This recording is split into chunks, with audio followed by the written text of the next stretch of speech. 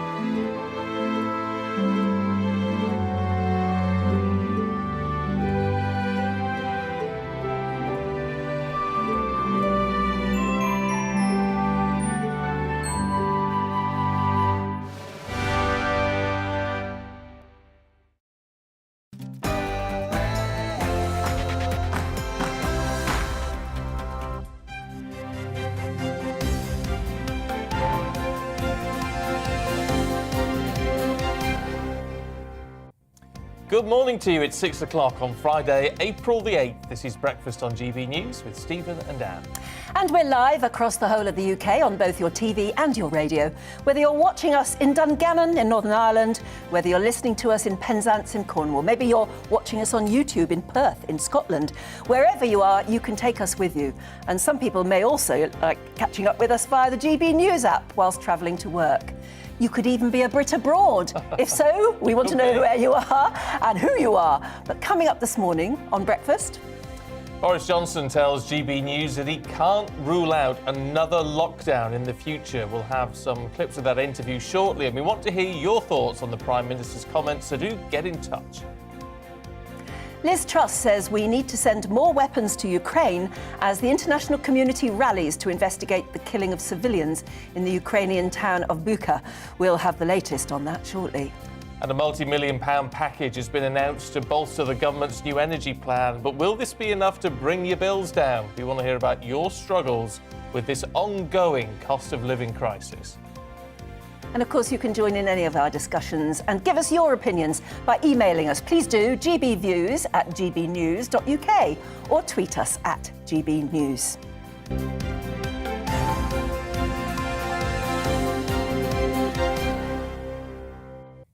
So we start with the news that the Prime Minister has given an exclusive interview to GB News where he was asked about the last 2 years of COVID restrictions and the UK's ambitions for the future.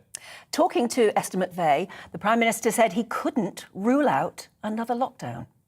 I can't rule out something, Esther. I can't, say that we wouldn't be forced to do non-pharmaceutical interventions again of the kind that we did.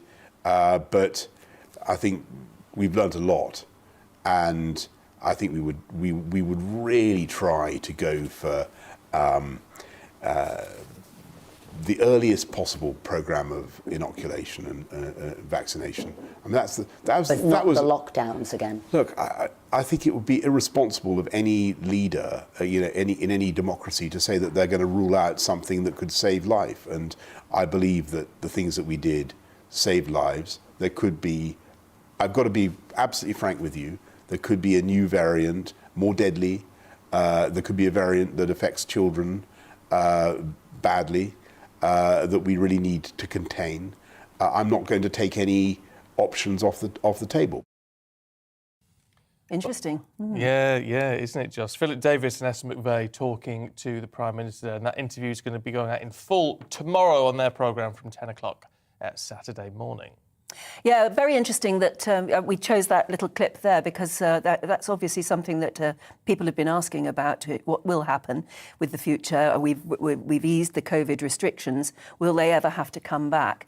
And I suppose the Prime Minister, like anyone else at the moment, just can't rule it out. No, never say never, unfortunately. Let's talk to UK leader at Young Voices and political commentator Jason Reid, who's here in the studio. Good to see you this morning. Morning. Hi. Are you disappointed by what the Prime Minister's had to say about lockdowns? I am disappointed. I think we need certainty more than ever. If you're trying to run a business in this country, if you're trying to just work and live your life in this country, you need to be able to say for sure that your hotel or your pub or whatever will be open in a year's time. You need to be able to count on that. All the indications are that any future variants will be mild and that COVID will become, well, it has already become endemic. It's just flowing through the population. It's not a pandemic anymore. It's not something that we need to be building our politics around. And we know now, of course, more than we ever have about the damage that lockdowns did, the economic damage, the mental health damage, in all kinds of different ways. And so I think it's incredible now that we have a Conservative Prime Minister that still won't rule out that extreme radical measure, even now when it seems like the pandemic is over. Yeah, but he will be saying only what his advice is, surely. And if his advisors are saying to him, you can't rule out the possibility of another variant may not necessarily be harmless. And he's always put on the spot, isn't he? I mean, interviewers always do this to people. They sort of say, does that mean you can't rule it out? Does that mean we could? And even put on the spot there, he still couldn't rule it out.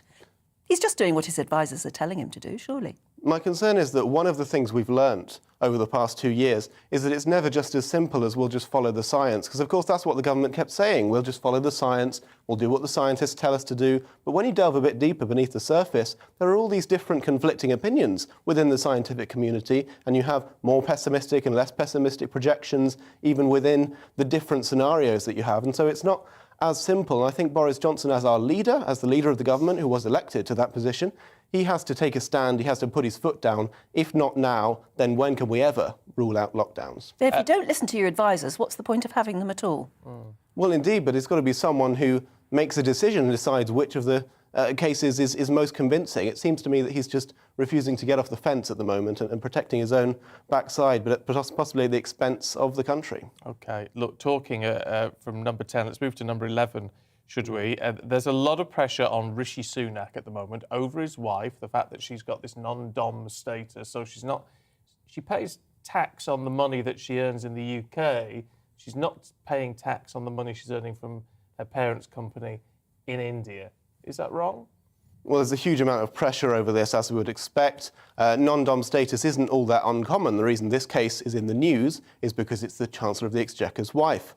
And so Rishi Sunak has worked very, very hard during his time in government to craft his public image. He's been very careful to make a very clear and particular image for himself, which recently has come under a lot of strain. He wants to be seen as a man of the people. For a while, people were talking about him as the obvious successor to Boris Johnson when it looked like he might resign at the height of the Partygate scandal. But now his polling numbers have dropped quite dramatically. And a lot of it, I think, comes from this perception that he can't possibly be one of the people. He can't possibly be the person to lead us out of the cost of living crisis because he doesn't really understand what it means to be in a cost of living crisis. Yeah, but hold on. What about his wife here? Should she be paying, I mean, it's several £millions that she's not paying in tax here because she's got non-dom status. Is that right?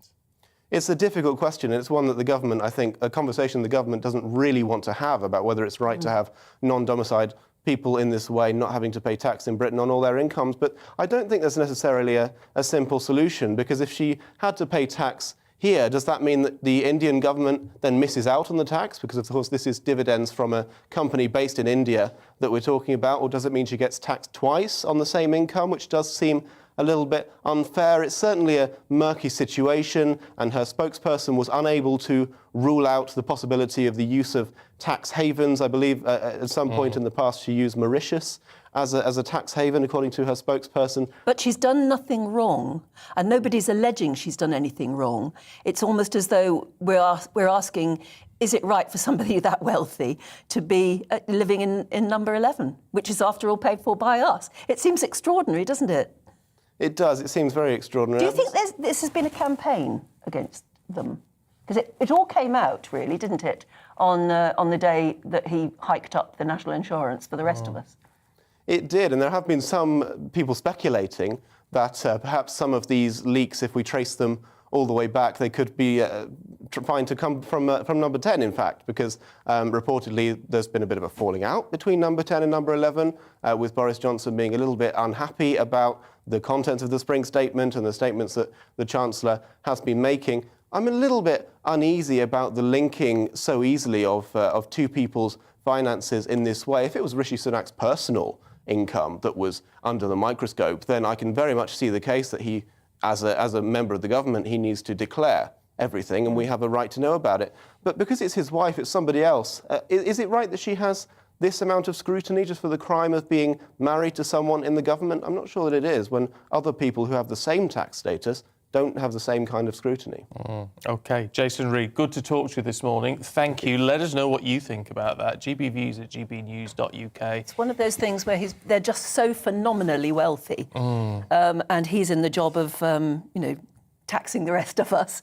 It doesn't feel right on one hand. On the other, it feels wrong to punish them, as it were, for being rich. It's just, but it is very odd, in a sense, when someone, his whole job is based around taxable intake, isn't it? And his wife is not paying several £1 million of tax in the UK because of this status which she's acquired. Because she's still an Indian citizen, isn't she? It is an extraordinary business, and I don't know whether the public will take very kindly to it at the moment, simply because it just feels like one rule for them, one rule for us. That's the problem. As you say, there's nothing illegal here. She pays £30,000 a year to get the non-dom status. I don't quite understand what non-dom status is. No. Neither do you. Don't know. No, technically, she's not regarded as British for tax purposes. Yes. Apart from any income which she earns in the UK. Yes. But she still pays tax. But to call her non-domicile, when she very clearly is domiciled because she's living in number 11, just seems a bit extraordinary, doesn't it? It's a bit odd, isn't it? But then, would if you were in that position and you could pay less tax, would you do it? Probably. I think so, as long as it was legal, yes. If it's legal, then And you've it is perfectly legal, not actually done anything wrong, have you? But it just doesn't sit quite right. Especially at the moment, I think. Yeah, it was different when he was giving out money last time. Oh, yeah. Then he was very popular. Then he was a hero, but from hero to zero already. Yeah. Oh, who'd want to be a politician? I don't know why people want to be. It strikes me that no matter what you do, you're criticised all the time and often hated. And there are some, well, you and I know some, who are in it because they want to try and do good. Yes, yeah. They never get any recognition. They're constantly painted as though they're pigs with their snouts in the trough, aren't they? Awful. I wouldn't do it for £1 million a year. OK, let's bring you up to date with what else is going on today at 11 minutes past 6. And the Prime Minister will host the German Chancellor, Olaf Scholz, at Downing Street later to discuss how to help European countries wean themselves off Russian gas. The UK has pledged to end all imports of Russian energy supplies in a bid to starve Vladimir Putin's war machine of funds. UK military intelligence shows that the Russian forces in the north have now fully withdrawn from Ukraine to Belarus.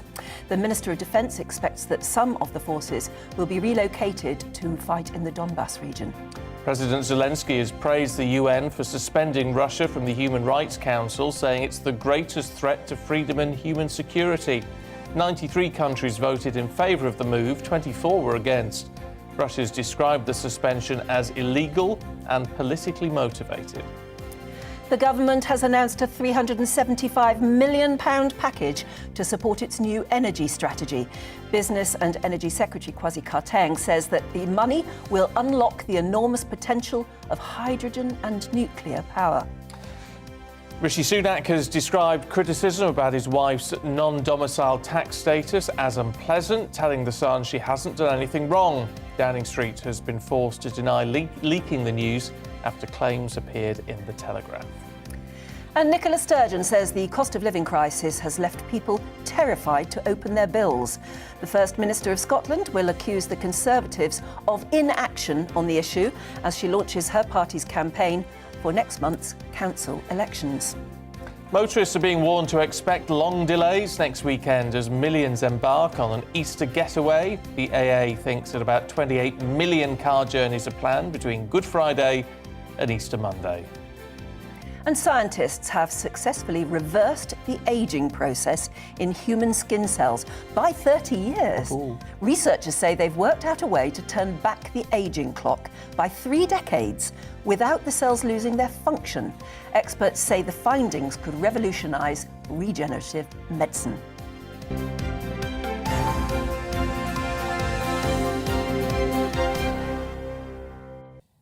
you think you get that elasticity back? Apparently so, yeah. It's University of Cambridge as well, so it's pucker stuff. And I don't know how, I mean, it doesn't go into how you're meant to do it, how they actually do it, but they say they can actually treat these skin cells and sort of turn them back in time by some 30 years. So we're all going to walk around looking like kids. That'd be great, wouldn't it? I'd love that. I'd love that too. We all would, wouldn't we? I just can't. They haven't said whether it would be done in the way, you know what, like Anne? a cream that you put on at night, or you have to go under the. I saw a clip of you on. I was watching a programme last night, and you were on it from back in the day on TVAM. You look better now. Oh, thank you. You look better now. What was wrong with the way I looked then? Well, nothing, but you've just got more character now. Do you know what I mean? I just think you look better. Yeah, I know I spoke posher then, didn't I? Oh, yeah, you were very posh. Everybody was posh on the telly about 30 or 40 years. How many years ago was it? 35-ish. Yeah, Heavens, I wasn't on then. Spoke terribly posh, I think I did. Yes. Yeah. But I don't now. No, common now. I want to say morning to David. Good morning, David. He says, looking forward to the show with my handmade coffee. What's a handmade coffee? Oh, I don't know. Is it like a cafetiere or something? That sounds very nice, David. Jane is watching in Crossgates in Leeds. Hello, Jane. It's lovely to see you two on the telly. Forget Manchester, come to Yorkshire, please. Well, we'll make our way there in the end. Oh, that'd be lovely, actually. And Mike says, hello, you two. Eamon and Isabel had a great time in the north. Will you visit our lovely city, Plymouth, anytime soon? Yeah. Yeah, why not? The sunshine. We are determined, aren't we, Anne, to get on the road? Yeah, but I want to wait for the sunshine. Yeah. And the outdoors. Yeah, then we can do it outdoors, Exactly. and then you can come along and join in and all that sort of thing. So that would be great. So in the summer, we'll hit the road. Cost of living. John says, we've just received an email regarding our first meter reading after changing our supplier to try and save £50 a month. Our supply hasn't started yet, but we need to pay a £100 deposit per service to start our supply, even though it says our supply is live on the app. I don't understand I don't understand that, but it does feel like one of those things that you shouldn't have to pay a deposit for when you change just to get it going. Supplier. I wouldn't have thought so. It seems very odd, but I don't know. We have to look into that. Question that. I would bring them up and question that because it sounds very odd. And as we learned last week, if you do ring them up and question them, they often back down. Apparently, that's what we've been told. Yeah. So we'll try that out, John. Give them a call. See what they say. Keep your thoughts coming through. Anything you want to talk about. gbviews@gbnews.uk. Now, more pressure has been put on the international community to investigate claims that Russia has committed war crimes in Bucha. The chairman of Russian aluminium giant Rusal also called on Thursday for an impartial investigation into the killing of civilians. Well, the Kremlin denies its forces were responsible for the deaths and said on Tuesday that Western allegations that Russian forces committed war crimes were a monstrous forgery. Samantha de Benden from the Royal Institute of International Affairs at Chatham House joins us now. Good morning, Samantha. Hello. Good morning. How do you counter the fact that, we are very clearly seeing pictorial evidence, or at least is it evidence? I don't know. We're seeing pictures and we're hearing reports from the president and others that these terrible atrocities have gone on, but the Russians completely deny them, say they're fake news. How do you get past that? Well, we're in 2022. You have satellite images, you have forensic scientists. I find it extraordinary that the Kremlin is denying this so blatantly when we have all the investigative tools at our disposal to investigate this. And we have to remember that crimes that were committed 80 or 90 years ago had managed to be successfully investigated 80 or 90 years after they were committed with modern technology. So how the Kremlin thinks that it will get away with investigating crimes that have taken place now is quite beyond me. What one can imagine that they would say, well, we are very concerned. We will also join in the investigation. They are just completely refusing to acknowledge the possibility that their troops could have committed war crimes. And, many countries commit war crimes. We have seen Western countries commit war crimes as well in wars, but we have never seen this refusal to investigate that we're seeing from the Russians. So the doubt will be removed. There has been some satellite imagery that has been obtained by a number of Western media outlets, which show very clearly that the bodies appeared in Bucha before the Russians withdrew. I have actually spoken to somebody who has his country home not far from Bucha, who described how his wife went back to collect their cat after the Russians withdrew, and she had to step around the bodies. That these are the most atrocious stories that I'm hearing firsthand from people on the ground as to what has been going on there. Does anybody, any country, ever admit to war crimes, though, when a conflict is ongoing? I mean, I know it seems surprising when we see the evidence and hear what's coming out of the Kremlin, but in some respects, would we expect them to say anything else?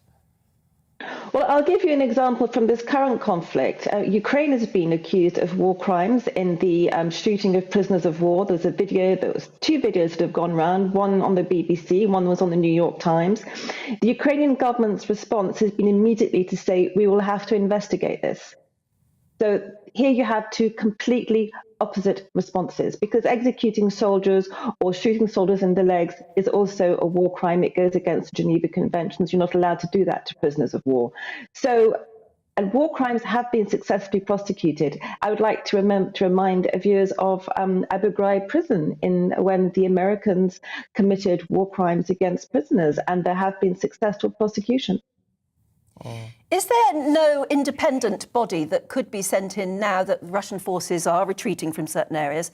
Is there no independent body that can go in there that is respected by all sides? Well, you have the International Committee of the Red Cross that could potentially go in. I don't know what their competencies are to investigate war crimes. They are an internationally respected body. And one of the issues that we are going to have, I think, is having too many journalists on the scene. That is something which I do find quite concerning, because of course it's contaminating evidence.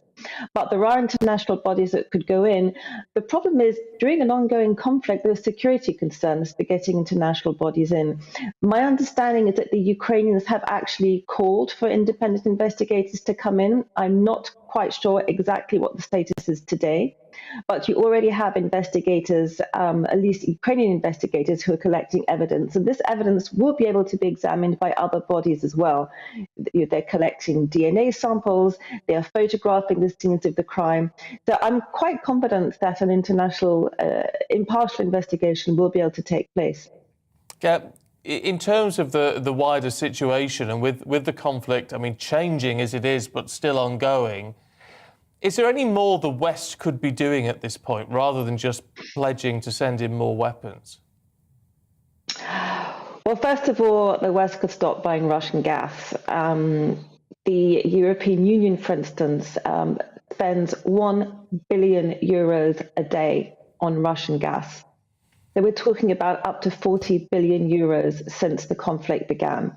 It's easier for the UK to stop buying Russian gas because we have our own gas supply, so it is very complicated for Europe. But we have to stop energy imports from Russia because that is fueling the Russian war machine. I'm one of the few dissenting voices which thinks we should be doing a lot more militarily to help Ukraine. And the logic behind this is very simple. Putin only understands the language of force. Putin is somebody who meets his interlocutors at the end of tables which are sort of 30 or 40 feet long. This is not somebody who's going to want to start a nuclear war. This is not somebody who wants to die. Somebody who loves luxury is not going to want to spend his days in a nuclear bunker breathing filtered air and unable to enjoy all the trappings of the lifestyle that he's built for himself over the last 20 years. This is not somebody who I feel would be prepared to go to nuclear war if we showed a little bit more resolve in Ukraine. Now, there are a lot of complications about getting boots on the ground, a lot of complications about a no-fly zone. But the fact that we constantly say what we are not going to do, to me, is a bit like going to a poker game and telling your opponent, well, whatever happens, we're not going to call your bluff. We need to make Putin fear us more than we fear him. And we're not doing that yet. Fascinating. Yeah. OK, we're going to have to leave it there because we're run out of time, but that is absolutely fascinating. Your idea as well of Putin enjoying his life of luxury and not wanting to die puts a sort of slightly different perspective on him, doesn't it? It does, it does. Thanks very much indeed, Samantha. Yeah, Samantha de Benden there from Chatham House. That's a very interesting concept, but it's a gamble. Yes. I mean, that's the thing, because he could press the button. But we are always saying that of what we're not going to do, instead maybe of threatening a bit of what we are going to do, although, of course, there's implicit danger in that too. Yeah. Let us know what you think. Very What do you think we should do next? We've got plenty more still to come for you this morning. We're going to be discussing the ongoing cost of living crisis and find out how you can cope with rising energy bills. Hello, a very good morning to you. I'm Aidan McGivern from the Met Office. A cold start out there, frost and ice fairly widely, but there'll be some sunshine and it'll be a day of sunny spells and showers for many of us. Low pressure's moving away to the east. Another low just skirting the south coast is bringing thicker cloud and will continue to bring some outbreaks of rain to southern coastal counties of England. Now that's kept things frost-free in the far south, but otherwise it's a widely chilly start with some icy patches for northern Scotland. And we're going to see some sunshine in places through the rest of the day, but also showers building. And those showers will continue to be of a wintry mix, so rain, hail, sleet at lower levels, snow over the higher ground, particularly for North Wales, Northern England and Scotland. I think 8 or 9 Celsius for Manchester, Newcastle, 12 Celsius in the south of England, colder still for the north of Scotland, where we'll continue to see a brisk wind from the north. We'll continue to see showers coming through on Friday night, 1 or 2 showers elsewhere, but otherwise, once again, widely clear skies and plummeting temperatures with a widespread frost, some slippery surfaces around first thing Saturday, and a chilly start for all of us. But Saturday looks less windy and less showery. In fact, for many places, it stays sunny throughout much of the day. We'll continue to see some showers for parts of Scotland, Northern Ireland, North West England and North Wales. But the further south and east you are, the brighter and drier it will be, with temperatures rising, and 11, 12 Celsius in the south will feel quite pleasant with light winds and the strong sun at this time of year. 8 or 9 degrees there for Manchester, for Newcastle, for Glasgow. Not feeling quite as pleasant as it turns cloudier through the day with a few showers around. Sunday looks dry and bright for most of us, and it's going to turn milder during Sunday, Monday and into Tuesday.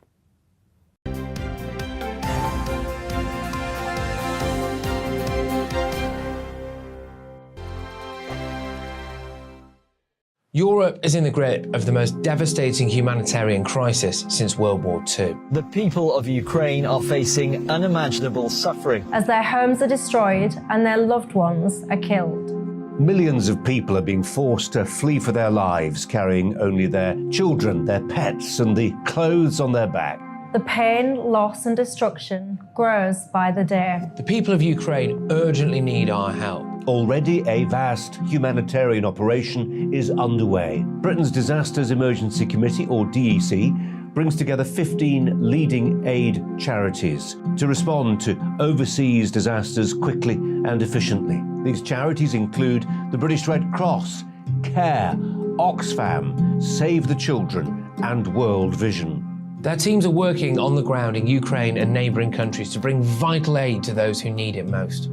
If you can spare it, your gift to the DEC's humanitarian appeal will go a really long way. £10 provides essential hygiene supplies for a person for a month. £50 provides blankets for 4 families. £100 provides emergency food for 2 families per month. It's easy to give. You can donate online at dec.org.uk or call the 24-hour donation line on 0370 60 60 900. If you prefer to send a cheque, please post it to the Ukraine Humanitarian Appeal, PO Box 999, London, EC 3A 3AA. To give £10 on your mobile, simply text the word crisis to 70150. Standard network charges apply for calls and you must be 16 or over. Texts are charged at the standard network rate and your £10 donation will be added to your bill. 100% of your donation goes directly to the DEC to save lives and deliver critical support where it's needed.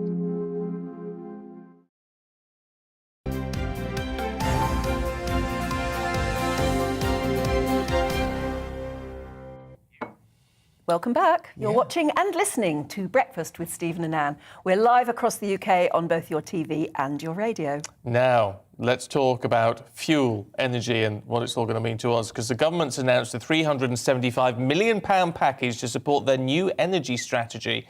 The plan has moved for a major acceleration of homegrown power, including major investment into nuclear and renewable power sources. Yeah, Senior Research Fellow at the Centre for Energy Policy and Technology at Imperial College. Malcolm Grinston joins us in the studio now. Hello there. It's a long title I had to read out for you there. So £375 million for homegrown energy. Impressed by that figure? It's a seeding money. I mean, given the sums we're talking about, which are well up into the tens of billions, then this is a beginning of a strategy. And the government really faces two separate problems. It's got the short-term crisis of prices, and many people are going to really suffer over the next 2 or 3 years. But then it's got the longer-term issue of making sure that we don't end up in this position again. Because if governments had done this 20 years ago, we'd have been in a much more robust situation. The French is the obvious case. They went all down the road for nuclear, and they've been in a much better place because they're much less dependent on imported gas for their electricity. So this is about the long-term issue. This won't help bills over the course of the next few years. But if we don't do the long term, then we're going to keep finding ourselves in this sort of situation. Yeah, so it has to be done. That's good. Is there anything that can be done now? That's the big question, because the dreadful irony is there are actually some benefits of high prices. Firstly, they make us take energy efficiency a lot more seriously. Japan has very high unit prices for power, but the actual bills at home are not that different from ours, because this has been the case for decades, and they are extremely efficient in their use of energy. And secondly, at some point, you do need to send a signal to the market that if you invest now, there's a reasonable chance you'll make a return on your investment. And that doesn't happen when prices are bouncing along at the bottom. So in terms of the overall cycle, I'm not sure government should do too much about the overall rise in power prices. But of course, it has to be able to protect those who can't protect themselves against these. And ultimately, that must, I think, be in some way through the benefit system to get the money to those. To be a bridge for the moment. Yeah. I mean, the Prime Minister, I think yesterday, was at Hinkley Point C at the third nuclear power plant in Somerset, at Hinkley Point, in Somerset, the third one. I mean, how new is that? Because you said if we'd invested 20 years ago, we'd have invested in an old technology. Nuclear is better and more efficient now, isn't it? Yes, I mean, nuclear changed over the years. The ones that were actually built in the 70s and 80s are still performing extremely well globally. This is a very tried and tested technology. Hinkley is one of what we call the Generation 3 station. So the next one's on from... Hinkley is a very good example because it's got a Generation 1, the closed Magnox station, and Generation 2, the B station. And the new one's a 3. And the new one is that, which has certain advanced safety features and the like, but frankly, safety is not an issue, really. The record is very good. The issue has always been, in recent years, about the initial capital cost.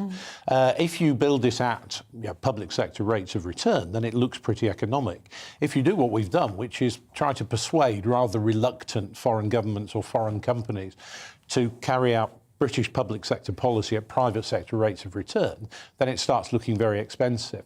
And one of the very encouraging things about the government now is it's finally accepting that energy and electricity in particular are so important that they can't just be left to short-term market forces. And they've got to be home-owned, haven't they?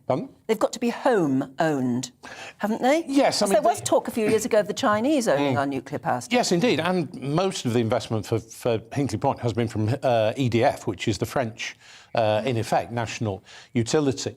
And what we're learning is that there are some sources of foreign money which we can trust. I have no problem with the French investing or the Germans investing across Europe.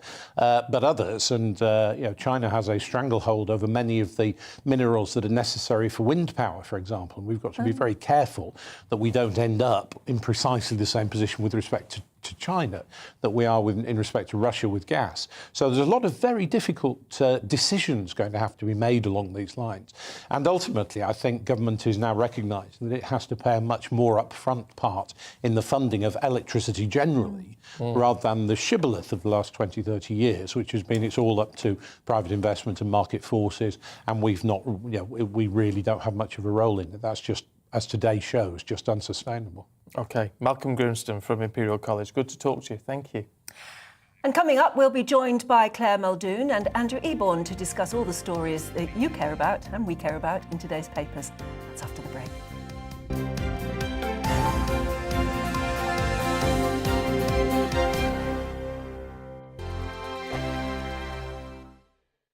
Europe is in the grip of the most devastating humanitarian crisis since World War II. The people of Ukraine are facing unimaginable suffering as their homes are destroyed and their loved ones are killed. Millions of people are being forced to flee for their lives, carrying only their children, their pets, and the clothes on their back. The pain, loss and destruction grows by the day. The people of Ukraine urgently need our help. Already a vast humanitarian operation is underway. Britain's Disasters Emergency Committee, or DEC, brings together 15 leading aid charities to respond to overseas disasters quickly and efficiently. These charities include the British Red Cross, CARE, Oxfam, Save the Children and World Vision. Their teams are working on the ground in Ukraine and neighbouring countries to bring vital aid to those who need it most. If you can spare it, your gift to the DEC's humanitarian appeal will go a really long way. £10 provides essential hygiene supplies for a person for a month. £50 provides blankets for 4 families. £100 provides emergency food for 2 families per month. It's easy to give. You can donate online at dec.org.uk or call the 24-hour donation line on 0370 60 60 900. If you prefer to send a cheque, please post it to the Ukraine Humanitarian Appeal, PO Box 999, London, EC 3A 3AA.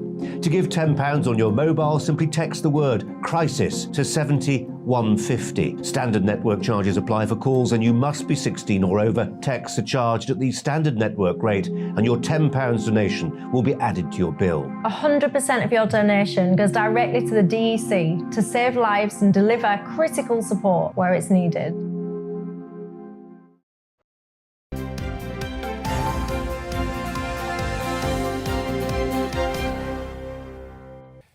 .35, good morning to you. You're watching and listening to Breakfast with Stephen and Anne across the UK on your TV and your radio.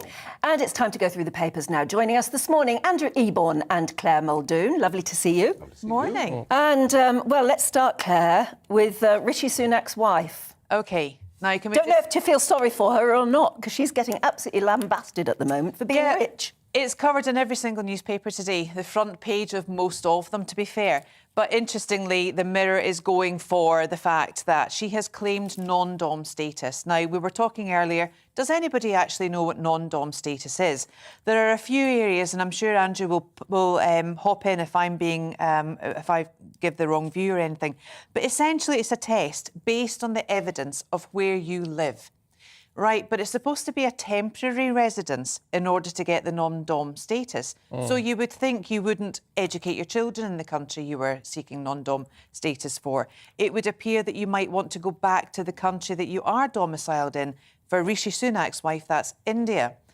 None of those things seem to be happening at the moment because she's been here for 11 years, her children are being educated, and of course her husband is living in Downing Street. Yeah, but he's not non-dom. It's worth putting it in context because actually the non-dom status was introduced in 1799 and the idea was to protect colonial investments during the time of the British Empire. Yes. And the test is where your father was having his permanent residence and where you ultimately think is going to be your home. So if you're going to die over in India, if that's your intention, that would then be your domicile. And I think the important point to recognise is that this has been under both Conservative governments and also Labour. Everybody's had a chance to repeal it if they want to. But they're now having a go at Rishi's wife, which I think is unfair because basically, according to the evidence that I've seen so far, she's complied with the rules. Yes, legally she's complying, but morally, I would say there's a serious question of a conflict of interest as well. But I've also read that that if she gave up her non-dom status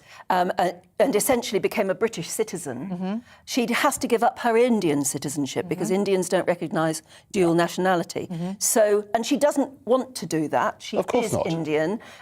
All her loyalty, or most of her loyalty, is towards India as a country. That's where her father and the rest of her family and most of her business, I suppose, is. So she is a non-dom. Well, absolutely. Well, that's the intention. So the test is this. So how tax efficient is that for? Well, I'll tell you how tax efficient it is. What happens is you pay tax on income which is generated here or remitted here. Now, it's very important when you're looking at her figures because she's a very wealthy woman. She owns a £690 million stake in the Indian IT giant. That's why we're talking about that sort of stuff. So it's huge amounts of money. But the point is this, and I question this because it's an old story. This has been around for a long time. It hasn't been hidden. You have to question the timing of it.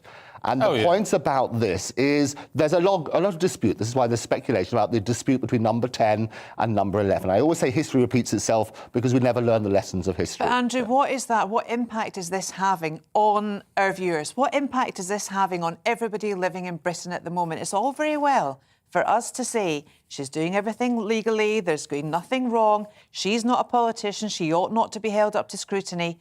We are living in a costing society that is going through the roof. What should she do? She has done nothing wrong. I think it's Rishi Sunak that has to do something because he is the elected politician. He is the elected public servant. Maybe he ought to go. I don't know. Oh, that's so unfair. They're dishing the dirt on Dishy Rishi, is what I would say. Yeah, but isn't this just a... I mean, you say it goes back to 1759. Yes, 1799, yeah. But isn't this now effectively just a tax dodge? I mean, a legal one. Well, it's a legal one. There's a difference between tax evasion, which is illegal, and tax avoidance. She's entitled to do this, and as Anne says, and it's good to put the different perspective, she doesn't want to lose her Indian citizenship. She's an Indian lady living in number 11, which is all great. She's a very lucky Indian lady living in number 11. And that's the juxtaposition. Far luckier than most of us. But you have to... What should she do? Yes. And the only thing that maybe she should do is pay tax twice on the same money. Pay double the tax. Or maybe give up the non-dom status. Well, if she does that, she has to give up her Indian citizenship. Well, she hasn't got a property in India. She's got 3 in the UK and 1 in the US. Yeah, if I were in her position, why? I mean, what I quite like is the juxtaposition of Will Smith last week and Rishi this week, where you say, keep my wife's name out of your... This is exactly the sort of thing that he did. And he did a fantastic piece in The Sun, and he deliberately chose The Sun to do it, because these are the people hit hardest by the timing and all these austerity measures about heating or eating. He's chosen that to basically say, look, these are the circumstances. My wife is Indian. She wants to retain her Indianness. She ultimately wants to spend her last days in India. That is the test. That's the only test you need to look at it, and so on and so forth. So it's not evasion, it is avoidance. She's doing tax planning and so on and so forth. And she is paying tax in the UK on her UK income. It's interesting. We'd love to get your thoughts on this. Bill's been in touch and said the issue I have regarding the Chancellor's wife would be the Chancellor's long-term commitment to the UK, as his wife has not committed to her husband's country with citizenship.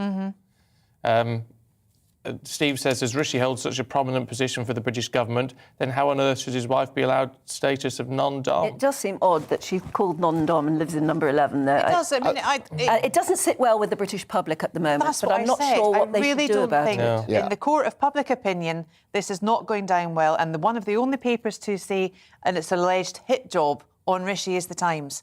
Well, I think, I mean, you say that, but also if you look back at history, taking people's family into it, I mean, throw whatever you want to throw at the elected official, have a discussion about Rishi and his job and so on and so forth. Ed Miliband came out and criticised the situation, but he himself in 2013 objected to the fact that his father was brought in and criticised about being an unpatriotic Marxist and hated Britain, is what he said. But that's not... Yes, but I think family does matter. No, but it's relevant because of the hypocrisy. If Ed Miliband's saying, keep your family out, but he got a letter, he was given space in the Daily Mail to basically put his side of it, say, look, his father fought for his country and so on and so forth, don't bring my family into it. And yet they're willing to bring his family into it. But this is about money. This is about money. And you can't be an elected official and say, keep my family out of it, if your family are doing blatantly something that doesn't sit well with your position. The Blairs are exactly the same. Yeah, let us know what you think. GBviews at gbnews.uk. It'd be fascinating to get your view. I don't know what to... It's apolitical. It is apolitical. It's not just the Conservatives.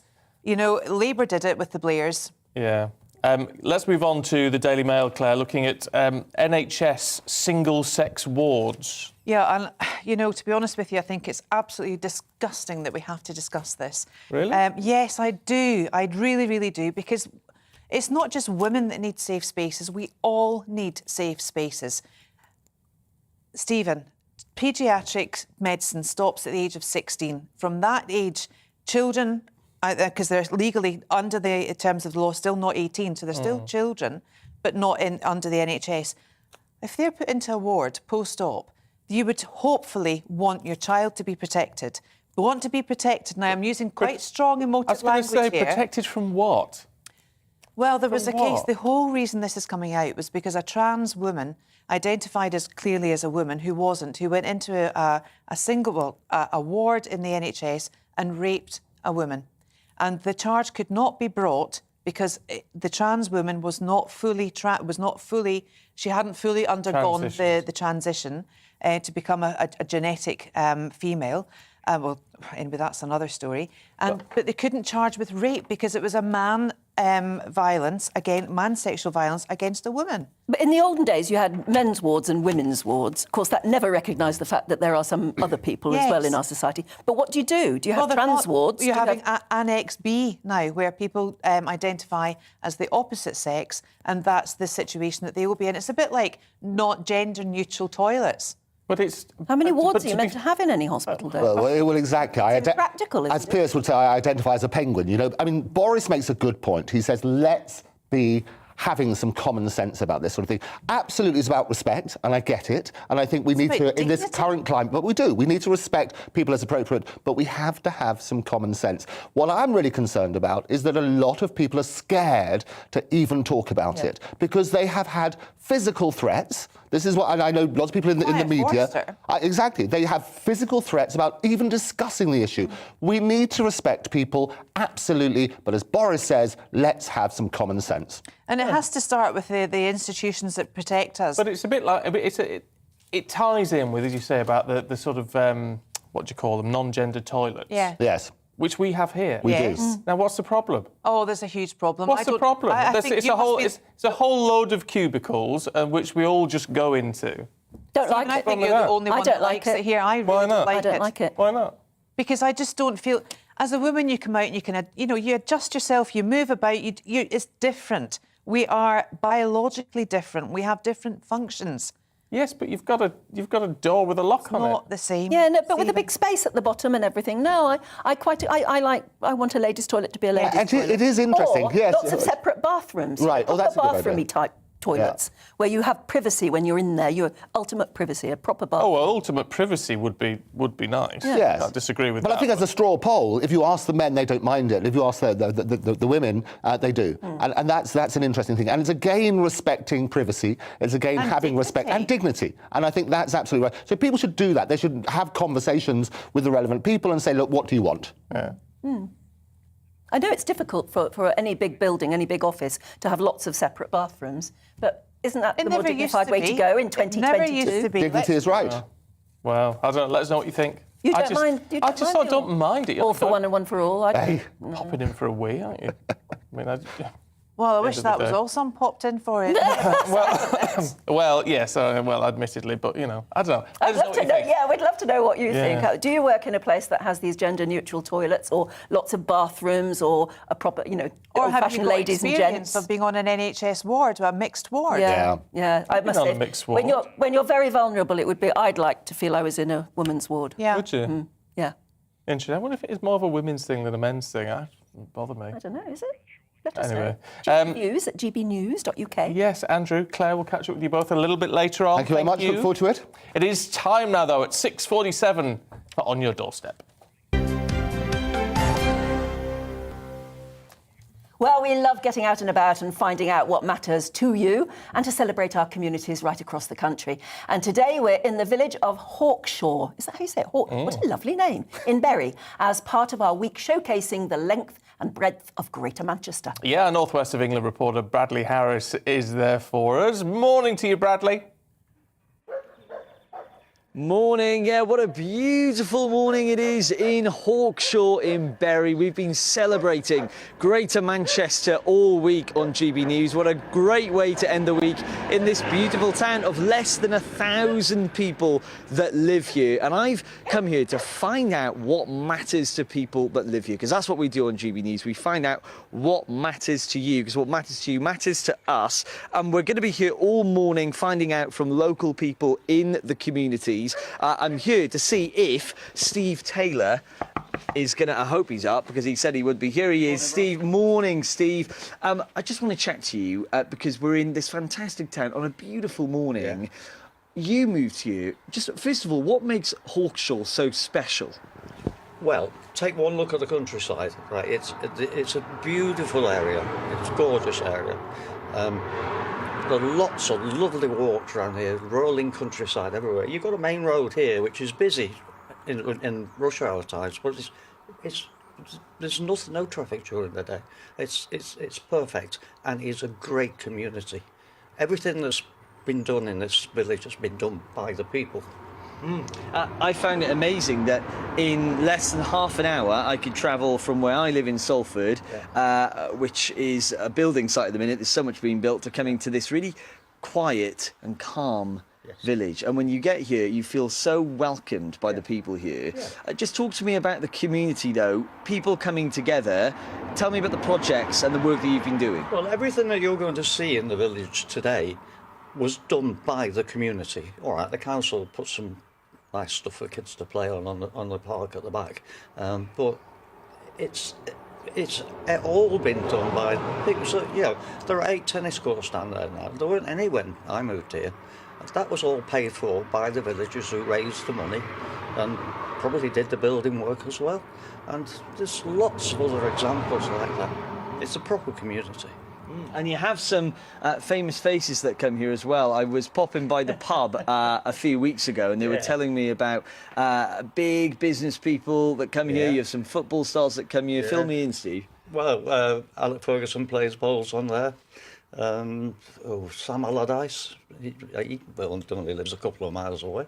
There's quite a lot of celebs. Alex Ferguson. People, Alec Ferguson playing bowls on the green. You should have I think you're probably going to look at the bowling green later, because it is lovely, and it's older than the pub.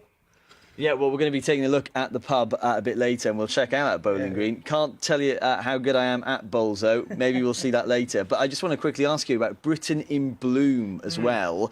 Huge competition, happens every year. Weymouth won gold for best at town last year. Do you think you'll be able to beat Weymouth? Maybe, maybe not? Well, I mean, I don't know anything about Britain in Bloom, other than there will be categories, and we will be in the category of the very small villages. So forget Weymouth. That's all about Hawkshaw. I was going to say Weymouth. You are going to be with us all morning on GB News. It's great to chat to you, Steve, and great to be in your village and to have you on our breakfast show. We're going to be popping to the village store later. I've got to ask, is there anything you need from the store to fill your fridge? A coffee. Coffee, right, I'll bring it to you. To you. Thanks, Steve. Good to chat to you. That's Steve Taylor, who is speaking to us this morning on The Breakfast Show in Hawkshaw. Like I say, it's a fantastic morning. We're going to be off to the store, the village store, a bit later. And then, quite crucially for me, off to the Wagon and Horses. What better way to end the morning than with a pint at a local pub? I'll have a coffee. You'll have a cup of tea. I'll have a tea, yeah. And cheers, Bradley. Quite like a cheese and tomato panini or something like that. Would be very nice, thanks. Oh, right, posh. Yeah. Well, I fancy a bit of breakfast. Oh, it'd be nice, yeah. Have to bring a toaster in here or something. Oh, that'd be nice. Wouldn't it? Have a word with the boss. In the meantime, once we've done that, we should have got the pictures. Yes, and we can now, because one of the UK's oldest cinemas is to reopen to the public following a multi-million-pound restoration project, which took 3.5 years. Yes, it's the Electric Palace Cinema in Harwich in Essex. It predates both World Wars. It was built in 1911 and rescued through a £2 million worth of grants and funding. Our South East reporter Ellie Costello spoke to Colin Crawford, who's the trustee and director of the Electric Palace. Well, it's really been a work of many years for all of us, and it's very popular in the town. People have missed it enormously when it's been closed. This is one of the oldest cinemas in the United Kingdom, we believe, isn't it? It is one of the oldest. It's not actually the oldest, but we'd like to say it's the oldest surviving, least altered cinema in the country. They will see it as largely as it was in 1911. Obviously, it has modern projection and sound, but that's not really seen so much except on the screen. But the atmosphere in the place just looks like it was in 1911. It was built at the time that there had been an Act of Parliament in 1909. Cinemas were starting to be built after 1909, and So it was a bit of a boom then. And it was obviously 3 years before the First World War, certainly. Tell us a little bit about the building work, and it's taken a lot longer than planned, hasn't it? You had a few challenges on the way. We did. Initially, we had to strengthen the ceiling. It was okay, but following a collapse of a ceiling in a theatre in London, everybody examined their ceilings, and we found ours was a little bit weak. So we devised a plan with consultants to strengthen the ceiling, and that needed us to take the roof off, and it was quite a big task. But that was done. But while this work was being done, or being sort of thought through, we discovered asbestos in the ceiling, in the roof space. That was a real pain, and we had to keep it closed while this asbestos was removed. That sort of took us another 6 or 7 months. And when we were about to reopen, about June last year, we discovered some water damage between the front row seats and the stage. And then we took all the floor up and replaced it. So it's been a pretty big task over 3.5 years. It's cost around something like 1.7 million. It's been largely paid for with grants from the National Heritage Lottery Fund and from Historic England. I think the future is very good. There's a lot of optimism in the industry at the moment. People are coming back to the cinema. The slowest area is over 45s, but we're working on them, and we think they'll all start to come back once they've seen Downton Abbey too. I think the people in the town fully support it. There seems to be a great feeling of general support for us and interest in what we're doing. I am very proud of what's been achieved by a lot of people. It's a place that I think will survive. We'll probably have another 100 years. Oh, the Electric Palace. I love the name. It's gorgeous, It is isn't it? brilliant. All Electric Palace. Yeah, and nice.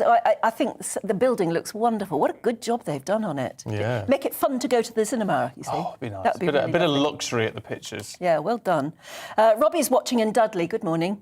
He said, I'm watching you two with a horrible hangover. Come to the West Midlands. Oh, yes. We will one day. Love the West Midlands. And just a quick one from John, who's in Fort William. Colder this week, so I'm staying in bed watching you two. We're not struggling with the bills yet, but the cost of living increase is affecting how we spend our money. And Sue says it's sad to see all those terrible atrocities in Ukraine, but always nice to see you on a Friday. Watching from Helsinki. Good morning. Morning to you all. Don't go anywhere, though. We've got lots more still to come and lots more of your views in just a couple of minutes. Hello, a very good morning to you. I'm Aidan McGivern from the Met Office. A cold start out there, frost and ice fairly widely, but there'll be some sunshine and it'll be a day of sunny spells and showers for many of us. Low pressure's moving away to the east. Another low just skirting the south coast is bringing thicker cloud and will continue to bring some outbreaks of rain to southern coastal counties of England. Now that's kept things frost-free in the far south, but otherwise it's a widely chilly start with some icy patches for northern Scotland. And we're going to see some sunshine in places through the rest of the day, but also showers building. And those showers will continue to be of a wintry mix, so rain, hail, sleet at lower levels, snow over the higher ground, particularly for North Wales, Northern England and Scotland.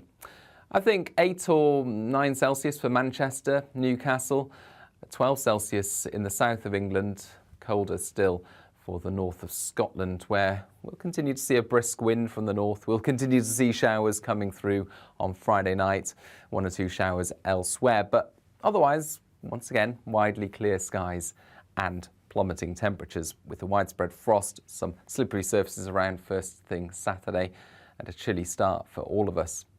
But Saturday looks less windy and less showery. In fact, for many places, it stays sunny throughout much of the day.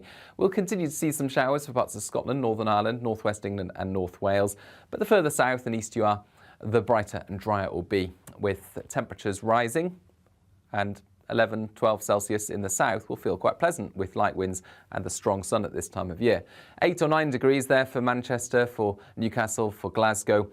Not feeling quite as pleasant as it turns cloudier through the day with a few showers around. Sunday looks dry and bright for most of us, and it's going to turn milder during Sunday, Monday and into Tuesday.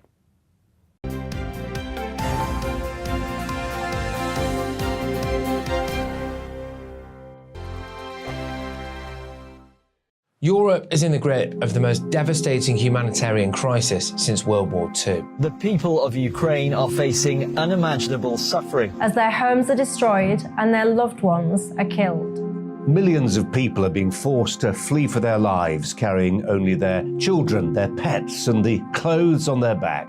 The pain, loss and destruction grows by the day. The people of Ukraine urgently need our help. Already a vast humanitarian operation is underway. Britain's Disasters Emergency Committee, or DEC, brings together 15 leading aid charities to respond to overseas disasters quickly and efficiently. These charities include the British Red Cross, CARE, Oxfam, Save the Children and World Vision. Their teams are working on the ground in Ukraine and neighbouring countries to bring vital aid to those who need it most. If you can spare it, your gift to the DEC's humanitarian appeal will go a really long way. £10 provides essential hygiene supplies for a person for a month. £50 provides blankets for 4 families. £100 provides emergency food for 2 families per month. It's easy to give. You can donate online at dec.org.uk or call the 24-hour donation line on 0370 60 60 900. If you prefer to send a cheque, please post it to the Ukraine Humanitarian Appeal, PO Box 999, London, EC 3A 3AA. To give £10 on your mobile, simply text the word crisis to 70150. Standard network charges apply for calls and you must be 16 or over. Texts are charged at the standard network rate and your £10 donation will be added to your bill. 100% of your donation goes directly to the DEC to save lives and deliver critical support where it's needed.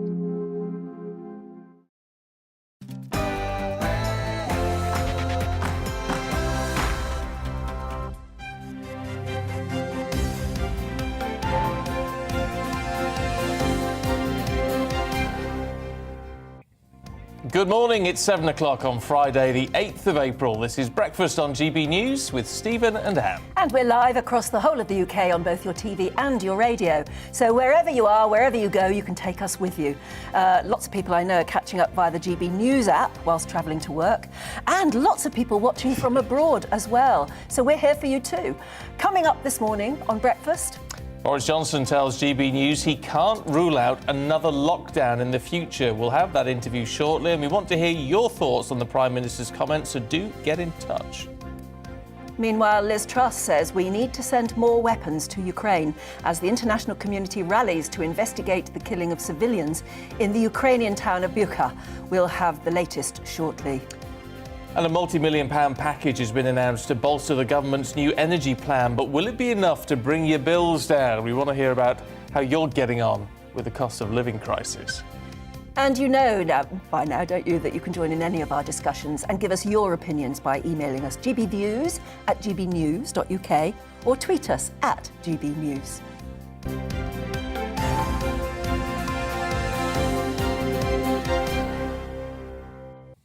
Just want to start off with an email from Susan. Morning, Susan. She says, hi, Stephen. I feel everyone appears to have the green-eyed monster when it comes to Mrs. Sunak. Pure jealousy. I want someone like Rishi as Chancellor. I don't want someone like me. I was brought up on a council estate, went to a comp, worked in a biscuit factory. I now manage a business, but I'm not capable of managing the country's finances. He is, and his wife has done nothing wrong. No, she's done nothing wrong. No. And that's evident. And he's done a big interview in today's Sun newspaper all about that, saying, you know, leave her out of this. It's nothing to do and nothing to do with you, sort of thing. And she is worth an absolute fortune. But for the money that she earns, or any of her businesses earn in the UK, she pays tax. It's just her non-domicile status, which means that she doesn't have to pay tax in Britain for her earnings abroad. Which, given her non-dom status, is fair enough. That's the law. That's okay. But it doesn't sit well, with a lot of people who at the moment are struggling. And certainly, is it Philip? Good morning, Philip, who's just emailed in. He said, my heating's turned off. I'm wrapped in blankets, bread and jam for breakfast and lunch, no cooker, using the television as the only light. Unfortunately, this isn't a joke. It's the reality of many of us pensioners. You see, does our Chancellor understand that? I think. Can anyone as super rich as he is, or as his wife is, living inside taxpayer-funded number 11 Downing Street, can they really understand what it's like? No, probably not. But should that matter when they're running the country, in effect? I don't know. But we've got your views would be very welcome on that. gbviews@gbnews.uk. We were talking about gender-neutral things earlier on. Hospital wards and toilets and things. Angela says to me, you don't mind gender-neutral toilets because you're a man. I object to them very much because women have different needs. And Sharon Lawrence says, Stephen, no, I don't want to share a loo with men. Stay out. Men never put the toilet seat down. Well, and other things. Yeah. TM Scott says, I don't have an issue with mixed wards, but I do have an issue with mixed rooms. Oh, you mean the sort of, the roomy areas? Things. Yeah. Yes, and that may be where hospitals could do something about just... it's a bit like having a row of private bathrooms. You could have rows of those areas, and maybe they should have doors on them or something, I don't know. Is there a way hospitals can do it? Or, have we got the money to spend on making our hospitals different? I don't know. Yeah, probably not, I would imagine. Douglas is watching us. Good morning, Douglas, from his holiday inn at Maidenhead. Oh. I like Maidenhead. Dean says, Maidenhead's beautiful. It's Theresa May's constituency, Maidenhead, isn't it? It's one of the most desirable places to live, apparently. Dean says, my 2 cats are watching with me in our insulated house in Sunderland. We are surviving a very cold morning. And Iqbal and Rabia in Denmark have been in touch. Morning to you. Rabia loves Anne's jacket today. She's making breakfast, so Iqbal is the messenger. Yeah, it's old, I'm afraid, this one. In fact, Sarah says the same thing. Was it a holiday purchase? No, it's an old one. I'd love to find one like it. Very snazzy, watching you 2 in South Wales. Got it on eBay, didn't you? I did. I got it on eBay years ago, yeah. So there you go. So it's probably still there. There are probably lots of others like it. Yeah, it's very nice. Thank you. Very fetching. Now, yes, don't forget, love to hear from you. Anything you want to talk about, drop us a line. We'll go through them a little bit later on. Pay him a compliment, for heaven's sake. That's what he's doing. He's begging for a compliment, aren't you? It's a very nice tie. It is a lovely tie. Where'd you get that from? That's not eBay, is it? It wouldn't say eBay on it. Ooh, it's Ted Baker. Very nice. Very fashionable. Very fashionable, yes. I'm sure I didn't pick it. Anyway. We'll move on. Yes. 6 minutes past 7 already. The Prime Minister has given an exclusive interview to GB News where he was asked, amongst lots of other things, he was asked about the last 2 years of COVID restrictions and his ambition for the UK's future.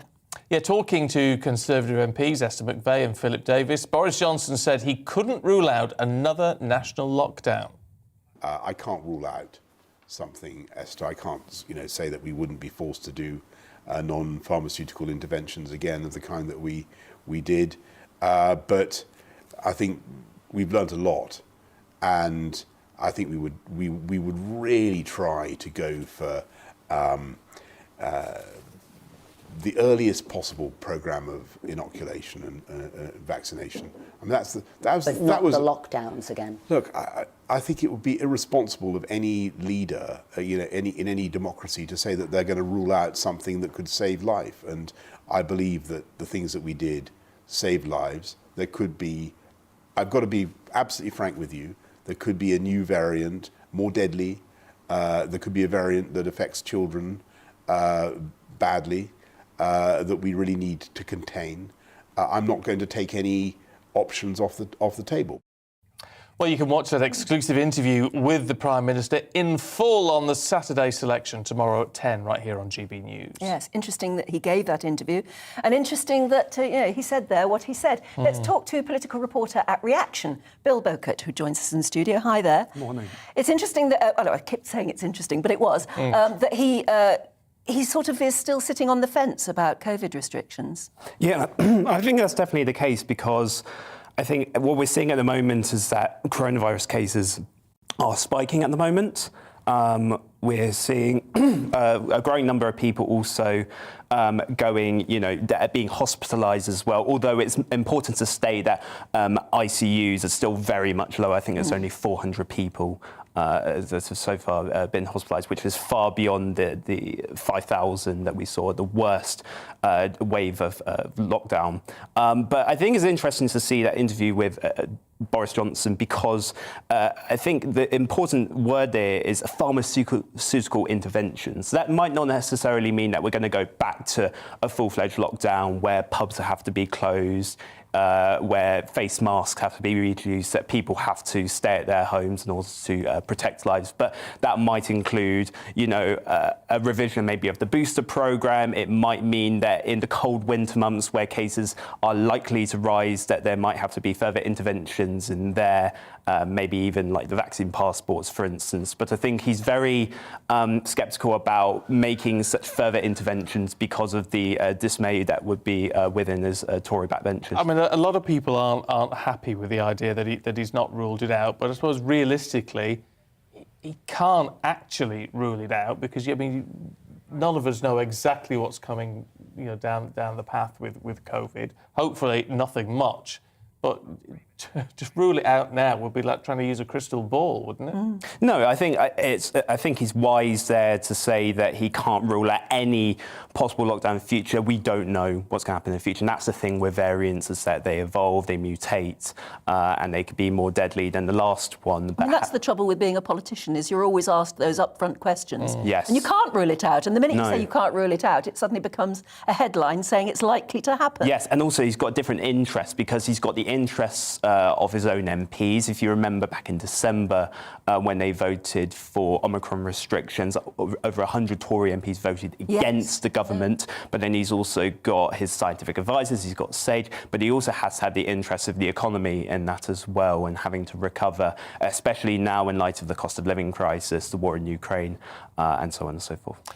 Yeah, interesting. Yes. Talking of, you were going to say, talking of... of the economy, of the Chancellor and all that sort of... What do you make of what we're seeing about Mrs Sunak and her non-domicile status? Is this fair to be having a go at her in this way or not? Well, I think it's important that what you guys have been saying all morning about Murthy is that, she hasn't broken the law in a sense. There are, dozens of non-domiciles, that are living or residing in the UK or have, paid tax on their income in the UK, but are listed as non-domicile. But I think, as is also mentioned when you did your paper review, is that I think voters would see this, they'd feel quite salty about this, especially with living standards at the moment, especially someone that, has £11.6 million and it made £11.6 million in dividends, also has a multi-million pound stake in her father's company in India, Infosys. So especially it's worse for a Chancellor right now whose popularity has tanked. It dropped 24 points in the latest YouGov poll. So for the Sunak to be held questions over this, especially a Conservative Party who not just, now, but for many years has been criticised over non-doms in light of the Panama Papers back in the early 2010s. It's not good reading for number 11. No, and what is really surprising, I think probably what annoys me most, is that they don't seem to have anticipated this. Maybe it just never occurs to them that, he's making tax decisions for the rest of us whilst living in number 11 with a non-domicile wife, and they're both worth an absolute fortune. They didn't think that might annoys me. Yeah, absolutely, guys. Yeah, OK. Bill Bowkett from Reaction. Good to see you this morning. Thank you very much indeed. It's a tricky one. A lot of people are getting in touch saying, look, well, I know, she has done nothing wrong. Why not? Absolutely. But and are we being horrible to them because they're rich? Is it a case of the green-eyed monster? Maybe. I don't know. I just can't make up my mind. Neither can you. It's very difficult because what I always do with any of these sort of things when it comes up in politics is I always say to myself, well, if you were in those shoes, what would you do? And like anybody else, I'd try to legally pay as little tax as I had to. I don't know, when you've got that much money, does it matter? Well, it does, doesn't it? Because those dividends that she's got over, as Bill was saying, was 11.6 million or something like that, off a very small share in her father's company. Well, she's paid £30,000 to get the non-dom status, rather than pay half 5 million quid out. So it's a lot of money. Yeah. What do you think? Is the media being unfair to her and thus to him, or is it a case of green-eyed monster? I'd love to know what your views are. GB Views, gbnews.uk. It is 7:13. Let's bring you up to date with the latest stories. And Boris Johnson will host the German Chancellor Olaf Scholz at Downing Street later to discuss how to help European countries wean themselves off Russian gas. The UK has pledged to end all imports of Russian energy supplies in a bid to starve Vladimir Putin's war machine of funds. The UK military intelligence shows that the Russian forces in the north have now fully withdrawn from Ukraine to Belarus. The Minister of Defence expects that some of the forces will be relocated to fight in the Donbas region. President Zelensky has praised the United Nations for suspending Russia from the Human Rights Council, saying it's the greatest threat to freedom and human security. 93 countries voted in favour of the move, which Russia described as illegal and politically motivated. The UN General Assembly decided to suspend Russia's membership in the Human Rights Council. It is quite logical, quite right, but also not without fighting for this decision. I'm grateful to those states that have supported this. Russia has long had nothing to do with the concept of human rights. Maybe someday that will change, but so far the Russian state and the Russian military are the greatest threat on the planet to freedom, to human security, to the concept of human rights. After what happened in Bucha, this is obvious.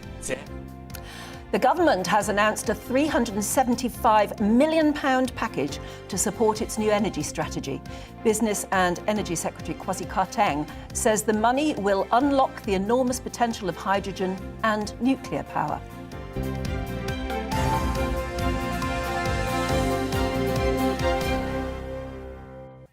Now, Russian troops have apparently fully withdrawn from northern Ukraine, according to the Ministry of Defence, with some of those troops being moved to the east to fight in the Donbas region. Ukraine's President Zelensky says the destruction being uncovered in the recaptured town of Borodyanka is worse than what has already been seen in Bucha. Well, further pressure is now being put on the international community to investigate claims that Russia has committed war crimes. The Kremlin denies that its forces were responsible for the deaths in Bucha and said on Tuesday that Western allegations of war crimes were a monstrous forgery. Well, let's talk now to NATO historian, journalist and ex-reserve officer, Dr. Peter Caddick-Adams. Hello there. Very good morning to you. Thanks for joining us. Yeah, what do you make of the present situation that clearly, as Russian forces are withdrawing, atrocities are becoming evident, and yet Russia completely denies that as fake news? Yeah, I mean, it's a strange war, isn't it? I don't think any of us anticipated the atrocities that began to be uncovered over last weekend. And I mean, it's a horrific turn of events. It underlines why NATO is so nervous about getting involved in any shape or form. And there's all sorts of ways this conflict could leak over the borders. We've already seen a drone that crashed in Croatia. And with modern technology, it's quite difficult to contain this kind of new war. I mean, no one expected a heavy metal, intense, high-speed war of the kind that every nation was practicing for during the Cold War days. But we all thought we'd moved on and this would be cyber war and there wouldn't be a huge commitment of ground forces and tanks. And in that respect, we've gone straight back to the Cold War, if not to the Second World War, with the atrocities that we associated with the Eastern Front in the 1940s. And that's what terrifies people, that other Western nations might get sucked into this kind of, unrelenting war where, the Russians just don't seem in the mood to take prisoners. And do we want to inflict that on our own people? No, we don't.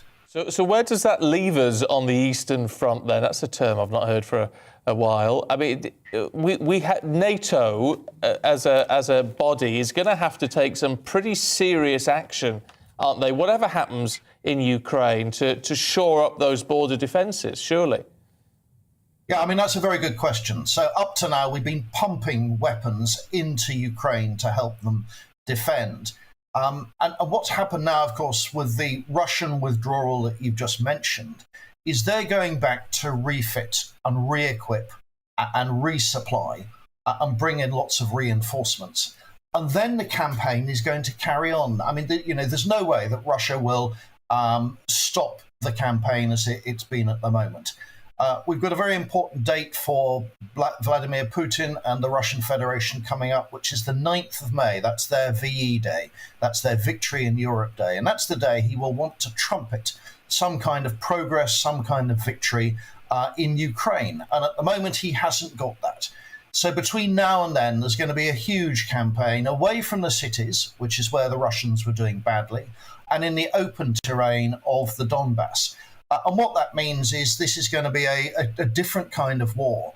And Ukraine now has to go over from the defensive, which is what we've been helping them doing, and they've done very well, to the offensive. And that means more weapons, more tanks, more people. And they've been training their own federal defense forces, the sort of home guard that they've called up. But they need more weapons than we've been giving them at the moment. And it's now come to the crunch time. In order to prevail, because the Russians will just mass their forces in a very small area, Ukraine needs a lot more help than we've been giving them at the moment. I think a lot of people are watching in absolute dismay that these awful things can happen in 2022 in a part of the world that we've always considered civilized. You're a NATO historian. A lot of people are saying, what's the point of NATO if we can't do more to stop this? Well, I was with NATO in Bosnia, and these images exactly replicate what we saw in the Bosnian War of 25 years ago. And then NATO did go in not to fight, but to implement the peace accord. And that's, one of the things that NATO may well be doing. One of the reasons, of course, why NATO can be so effective is half of its members, or a good chunk of them, are former Warsaw Pact countries. And they're equipped with the same kind of weapons technology that the Ukrainians are using. So this is why the Czech Republic has been able to transfer some of its old Soviet-era tanks to the Ukrainians, because that's what they use. This was why the MiG-29 saga in Poland was so appropriate, because that was the model of fighter that the Ukrainians use, and Poland had a lot of spare of. And there are other older systems locked in the arsenals of the East European countries that could easily go over to Ukraine, and I think that's probably on the cards. So there's a lot of commonality there. So NATO has a very big role to play, especially when it comes to peace enforcement or peace implementation.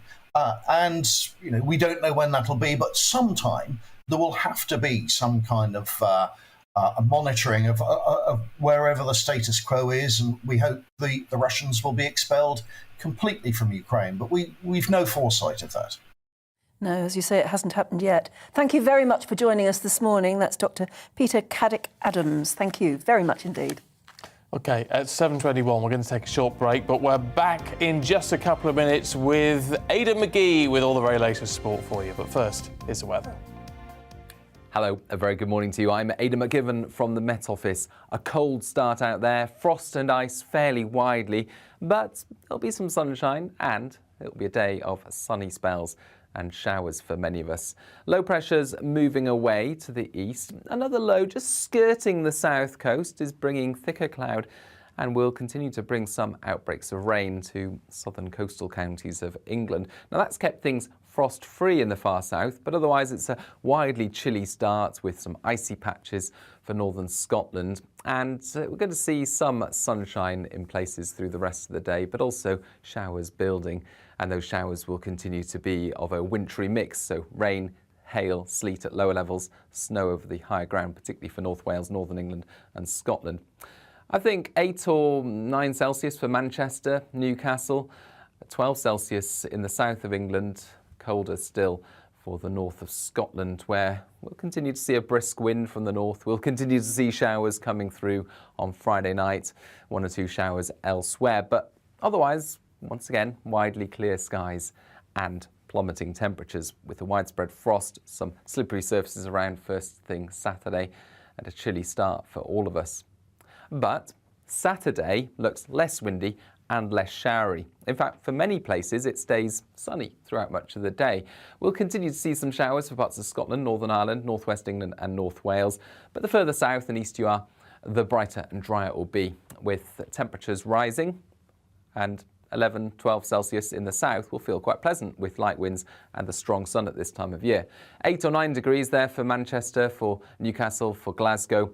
Not feeling quite as pleasant as it turns cloudier through the day with a few showers around. Sunday looks dry and bright for most of us, and it's going to turn milder during Sunday, Monday and into Tuesday.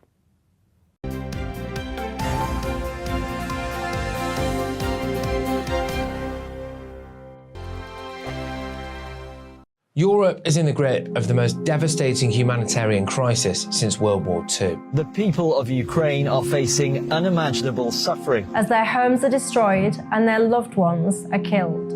Millions of people are being forced to flee for their lives, carrying only their children, their pets, and the clothes on their back.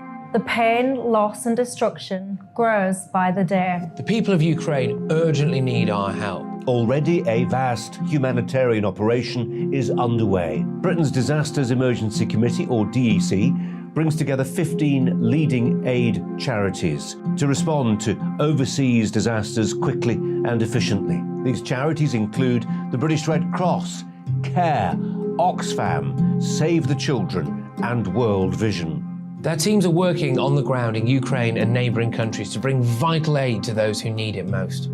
If you can spare it, your gift to the DEC's humanitarian appeal will go a really long way. £10 provides essential hygiene supplies for a person for a month. £50 provides blankets for 4 families. £100 provides emergency food for 2 families per month. It's easy to give. You can donate online at dec.org.uk or call the 24-hour donation line on 0370 60 60 900. If you prefer to send a cheque, please post it to the Ukraine Humanitarian Appeal, PO Box 999, London, EC 3A 3AA. To give £10 on your mobile, simply text the word crisis to 70150. Standard network charges apply for calls and you must be 16 or over. Texts are charged at the standard network rate and your £10 donation will be added to your bill. 100% of your donation goes directly to the DEC to save lives and deliver critical support where it's needed.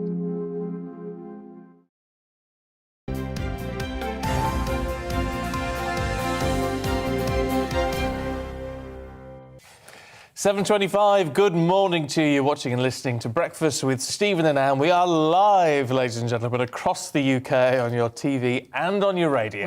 We are live indeed. I'm a bit worried about Stephen because he's still got a bit of a cold, haven't you? I'm struggling a little bit. I've had a bit of a grim week. I spent a couple of days in bed at the top end of the week. Yeah. And it's the cough. I can hear it in your, yes, I can hear you, a bit chesty, as they used to say. Yeah. But I'm on the mend. However, we'll look after him as well as we can. Because I'm on for the next 10 days. I Up with know. the next 10 mornings. Talk about glutton for punishment. I know, but it's you and me for yes, then 5 I'm days back next again week. on Wednesday, I think. Yeah. I haven't looked at the diary yet. It's a bit worrying that I didn't know. But there you go. Shall we talk sport? There's a lot on. Hello, Aidan. Hello, Anne. Hello, Stephen. How are you? Good. Well, yeah, all right. Well, not very well. Well, not very well, but, you know, you've cheered me up, Aidan, this morning. Good, good. Well, hopefully the sport will cheer you up as well. Some great stuff going on. Go on, tell us. Well, Tiger Woods. Let me talk about Tiger Woods. I mean, it's the first day of the Masters. Yesterday, he said on Tuesday that he might compete. Now, he said as recently as February that it looked too far for him. I mean, let's add some context here. He had a really serious car accident in February 2021. He cheated death. Yeah, he felt that he was going to have his leg amputated. So, I mean, look, he's not a young player anymore. He's not a young competitor. Hang on, which one is he there? On the left, in the middle there with the cap. Two people striding out onto That's the right. green. Same outfits, haven't they? Yes, they've got identical outfits. So yeah, it looked unlikely. He said on Tuesday, shocked everybody by saying, look, I could compete in this. And now he's always said, before every tournament he's ever competed, I don't turn up if I don't think I'm going to win. Someone asked him straight, do you think you can win this? And he said, I do. And just had a little bit of a eye of the tiger, if you will. Yeah. You know, going into this. And he shot a magnificent 71 under par yesterday, which was excellent. That puts him right in the hunt at this early stage. Long, long way to go. Big weekend ahead. But if he succeeds, that might be a candidate for comeback of the decade. It really would be. Because, I mean, this is a guy who's been beset with problems. I mean, mostly of his own doing, it must be said. 14 years ago. I mean, I can't think of a bigger fall from grace, really. So it really would be a resurrection. I mean, yeah, he won the Masters a couple of years ago. He's won it 5 times already. He's already accomplished loads in the sport already. He doesn't really need to do a bit more. But I suppose when you get to that level of success, and, you know, he had 3 months of treatment. He was 3 months in bed, worrying whether he was going to be able to walk again. He wants to prove it to himself, not just to everybody else. I think that's just how elite sport people get, isn't it? I mean, It's the mindset that makes them winners. Because it can't be the money anymore, surely. You know, he's got pots of money for years. It's something else. It's something else that's driving him on. But as I say, a really impressive start. We had a big night of football last night as well. West Ham played Lyon of France in the Europa League. Now, it looked like a pretty ordinary result. They drew 1-1 at home.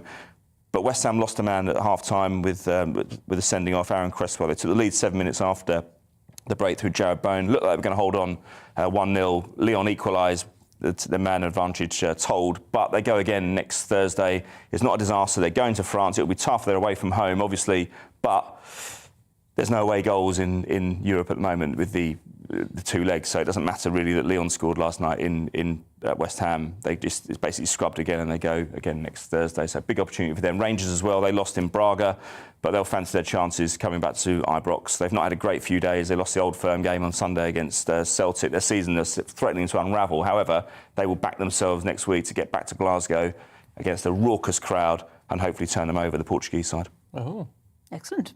Good. So, yeah, plenty going on. Oh, Eric Ten Hag as well. It looks like his appointment is moving closer for Manchester United. He's the Ajax coach, been brought in to hopefully replace Ralph Rangnick, but they don't want to bring him in just now, just because Ten Hag's side in Holland are embroiled in a title race, and they want to show respect to that competition. Has he got a good pedigree, Eric Ten Hag? I've heard of him. It's difficult because there's no real precedent for managers coming from the Dutch league. There's been lots of players who've come from the Dutch league in the last 20 years with varying degrees of success.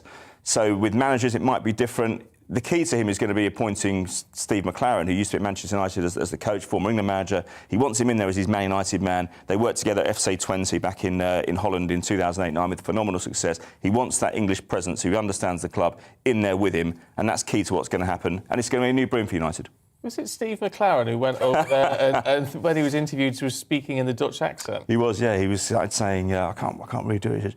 This is a great competition. Something like that. So it was worse than that, though. It's worth looking up on YouTube. It is, because Joe Barton did it in France as well. He started. But I remember speaking to the Tottenham manager at the time, Andre Villas-Boas. He said, you have to understand, when you're in these countries and you're living there all the time, you do adopt some of their mannerisms. It's not as ridiculous as it looks, but it did look ridiculous, I have to say. Yes, you have to be very careful not to offend, don't you? Exactly. I don't know if he'll do a Manchester accent when he goes United. Hello, lad. Oh, well done. That sounds good. Aidan, thank you very much indeed. Actually, it's interesting because accent prejudice is going to come up in our newspaper review anyway. Oh, is it? Yeah, after the break.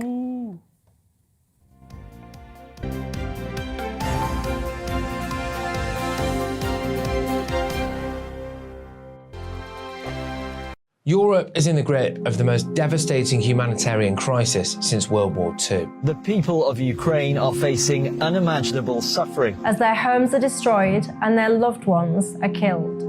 Millions of people are being forced to flee for their lives, carrying only their children, their pets, and the clothes on their back. The pain, loss and destruction grows by the day. The people of Ukraine urgently need our help. Already a vast humanitarian operation is underway. Britain's Disasters Emergency Committee, or DEC, brings together 15 leading aid charities to respond to overseas disasters quickly and efficiently. These charities include the British Red Cross, CARE, Oxfam, Save the Children and World Vision. Their teams are working on the ground in Ukraine and neighbouring countries to bring vital aid to those who need it most. If you can spare it, your gift to the DEC's humanitarian appeal will go a really long way.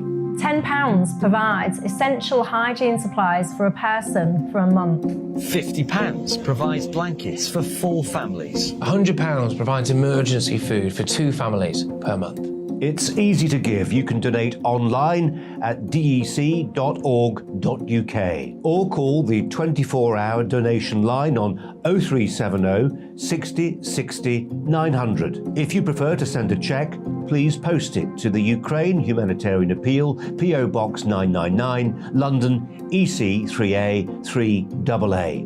To give £10 on your mobile, simply text the word crisis to 70150. Standard network charges apply for calls and you must be 16 or over. Texts are charged at the standard network rate and your £10 donation will be added to your bill. 100% of your donation goes directly to the DEC to save lives and deliver critical support where it's needed.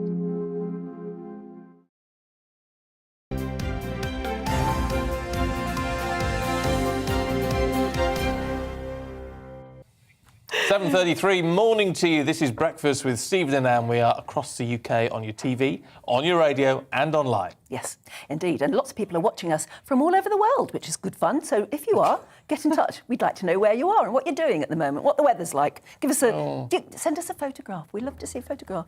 Yeah. Unless you're in a gender-neutral toilet. Just don't. No, don't. No, That's some things we don't Speaking want of which, to see. it is time to go through the papers now.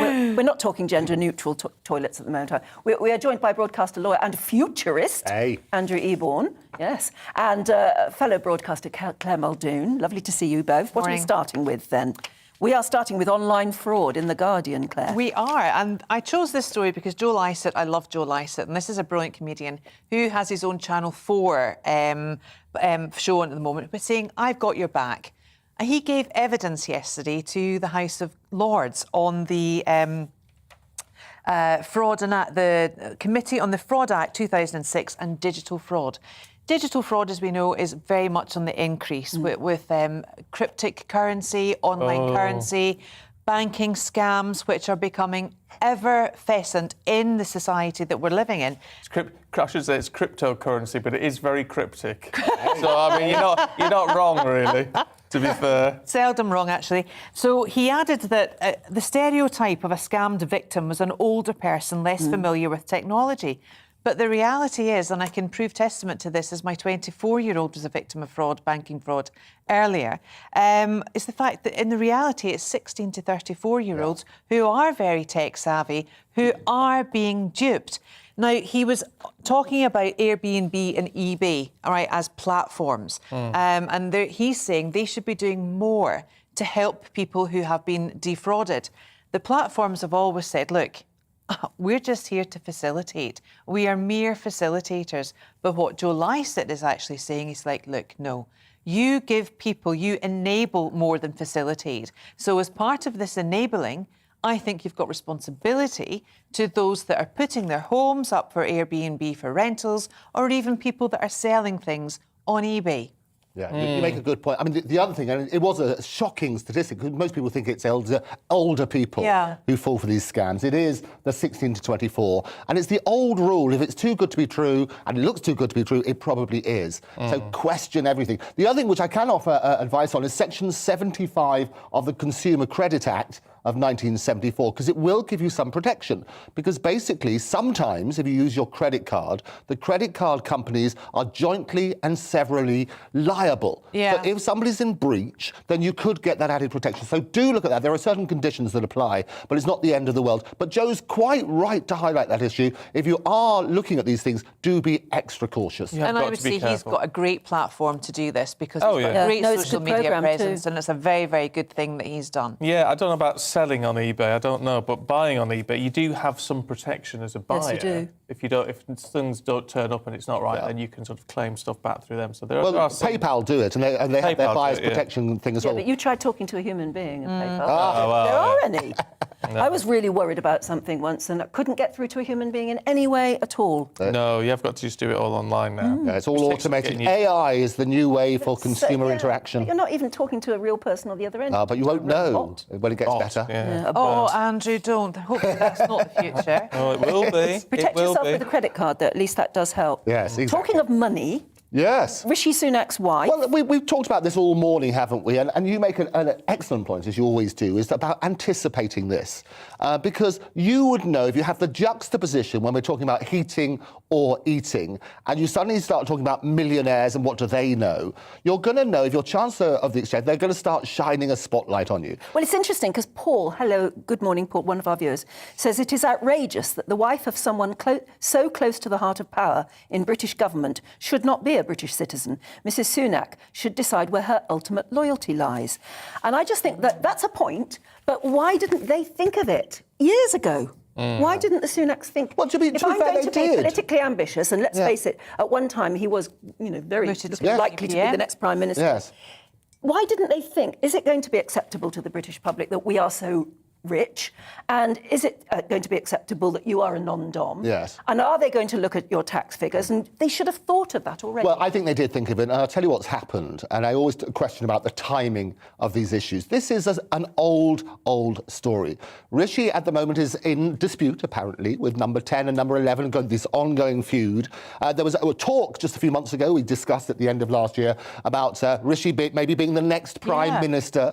And so there is a pattern in history about people dishing the dirt. Dish on dishy Rishi, as they sort of say. So what's happened is, all of a sudden, this story's come out. We know the juxtaposition of people suffering at the moment with the terrible increases in tax and energy prices and so on and so forth. And then you start talking about millionaires and tax schemes and whether non-dom and what does that mean? And we talked about that last time. It's very, very predictable. And as you rightly said, they did, and I would say they did anticipate it. The PR campaign needs to look at this properly because it raises two interesting points. One about non-dom, and I pointed out last time, it's been here from 1799. No party, whether Conservatives or Labour, have ever said, let's get rid of it. Yes. So it's a perfectly legitimate scheme. And the other is the dispute between number 10 and number 11. Oh, yes. And how that's played out. Number 10 denies that they've had anything to do with the leak. Yes. Just to make that clear. Mind you, talking of money and poshness and all that sort of thing, Claire, in the Telegraph, there is accent prejudice. Well, John Blake's the Director of Fair Access for Further Education in this country for the Office of Students. And he said that where your accent's actually a barrier. But what he also said was people will be ashamed. Too many young people cannot access fundamentals of learning that are their right. We should tear down artificial barriers to access based on accents, home lives, or the hobbies that you've time and resources to pursue. As a mum of four, that smacks to me, and I'm saying mum of four because they've all done UCAS applications. That smacks to me about the personal statement. And I have been a long-time advocate that no one actually reads your personal statement. Your personal statement. Gosh, if that's true, that's really depressing because I've spent hours and hours on the That's my point. You and me both, absolutely. That's my point. Yeah. And it's the poorer children, often the poorer disadvantaged children, who do not have the parents that are on their backs to say, you should be doing the Duke of Edinburgh Award, you should be doing this, that and the next thing, in order to get the leg up. I would say poverty is the trap. Against disadvantaged children getting into education. Unfortunately, education is the way out of poverty. Yes, so it's a catch-22. And it's that catch-22. And I would go further and actually say that, politics aside, but David Cameron gave parents, you don't want your child to go there, put in a placing request. And what that has done has displaced geographically parents, upwardly mobile parents, who want the best of their children. And I wouldn't not say for 1 minute that even if you weren't upwardly mobile, you would not want the best of for your children, because I think that's a parental fundamental right. No, you're right. And want to do the best for your children. However, if the parents who were more pushy were to actually send their children to their local school, and I'm not talking about the disparity of private schools here vis-a-vis state education, just the local one. If you want to, send them there, because that will bring up the standards. But we don't like that. We're selfish. For that. We're selfish. I think that's right. But also it works the other way, and I think now we're so much focused on diversity. It's great you've got diversity of accents, and actually if you speak with a sort of posh upper class voice or whatever, you actually get prejudice the other way. And I do think it is important. We had a great list. I love hearing all the viewers' comments and so on and so forth. You had somebody earlier who wrote in and said, I wouldn't want to be Chancellor because I'm from a council estate and I don't speak in a particular way. Actually, I want people from every walk of life, every accent, to turn around and say, yes, you can. Well, no, but to be fair, she was just saying that though she's worked her way up from that and is now runs her own company. Yeah. However, she can run a company, but she can't run the economy. Right. Which is fair. You get a skill set. Which is fair enough. So What these personal statements? I never had to do one of those. You must have worked. No, you must have. not that on long your ago. UCAS application form, you have to write a personal statement, and it's. I don't remember. It's the full selling works, you know. yourself. Yeah. I don't know that. I am an upwardly mobile, very ambitious woman. You know, I've achieved. I definitely didn't write that. I've achieved X, Y, Z. Did you know my mother was on TV AM? Did you used to say?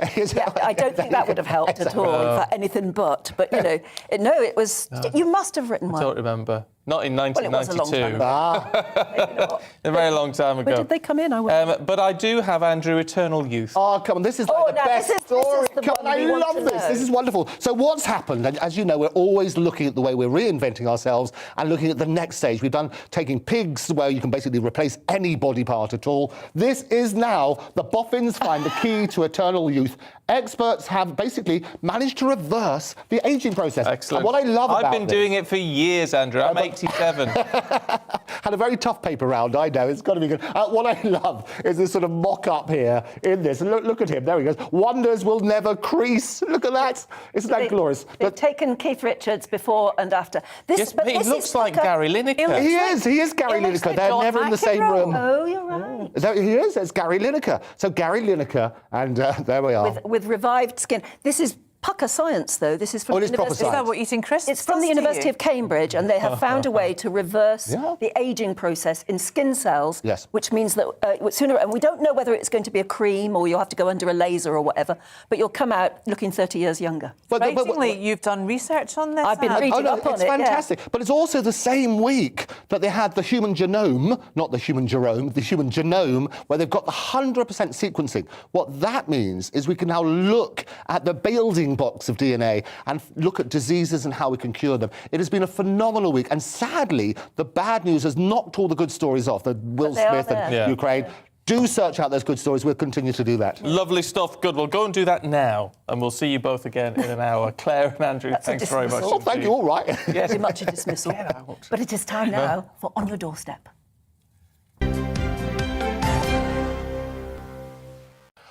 Oh, yes, we love getting out and about and finding out what matters to you, and we're celebrating our communities across the country. So we're in the village of Hawkshaw in Bury as part of our week showcasing the length and breadth of Greater Manchester. And our North West of England reporter, Bradley Harris, is there.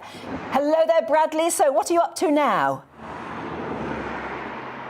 Well, I've come to the Hawkshaw Village store, because if you remember, a little bit earlier this morning, I was chatting to a resident who lives here, Steve. He wanted me to grab him a coffee from the store, because it is very nail-bitingly chilly in Hawkshaw, but beautiful. The sun has come out.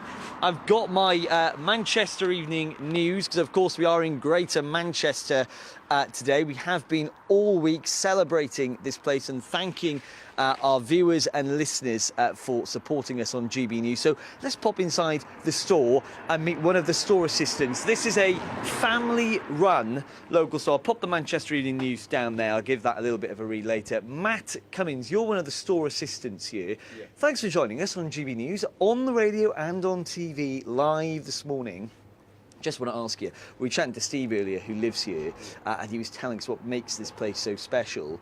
You're much younger, and I'm quite interested. You could have gone to Manchester, Liverpool, these big cities in the northwest. You chose Hawkshaw. How come? Well, I've lived here all my life, so I've got a lot of attachment to this place, obviously. And the pandemic 2 years ago, just had to help out, because obviously there was no online shopping or anything. It was just completely rammed, so just had to help out. And this is a family-run store. Your parents run this store in Hawkshaw. Yeah. What is it about the people here, though? Less than 1,000 people. Yeah. Well, I pretty much know everyone. They all know me. We all get on, really. But yeah, it's just a nice place to live. Yeah, it seems really lovely. Talk to me, though, about the cost of living. Still, at the moment, a big issue. And I want to talk to you about it, because one of the key issues is prices going up. And people tell me about milk going up. What impact have you noticed in the store, from wholesale price down to the prices on things like milk, bread, and that knock-on effect on the customer? Yeah, literally everything's going up. We've got to check prices all the time now. Otherwise, you're just going to lose money. Places like this won't exist with the way things are going. But simple things like salt, 59p, now it's £1.20. It's just ridiculous, really. £1.20? Yeah. For salt? Yeah, that's the thing. Wow, wow. And what are the customers saying when they come in? Are they saying that they're starting to think differently about how they're saving their money and how they're spending it as well? Yeah, people are definitely noticing, so... Wow. Yeah. Wow, that's amazing. So I said that I was going to get Steve a coffee. The coffee machine is just behind you there. Do you mind if I go and make myself one and take it to Steve? Is that all right? Absolutely, no worries. That's great. So yeah, this is what it's all about in Hawkshaw.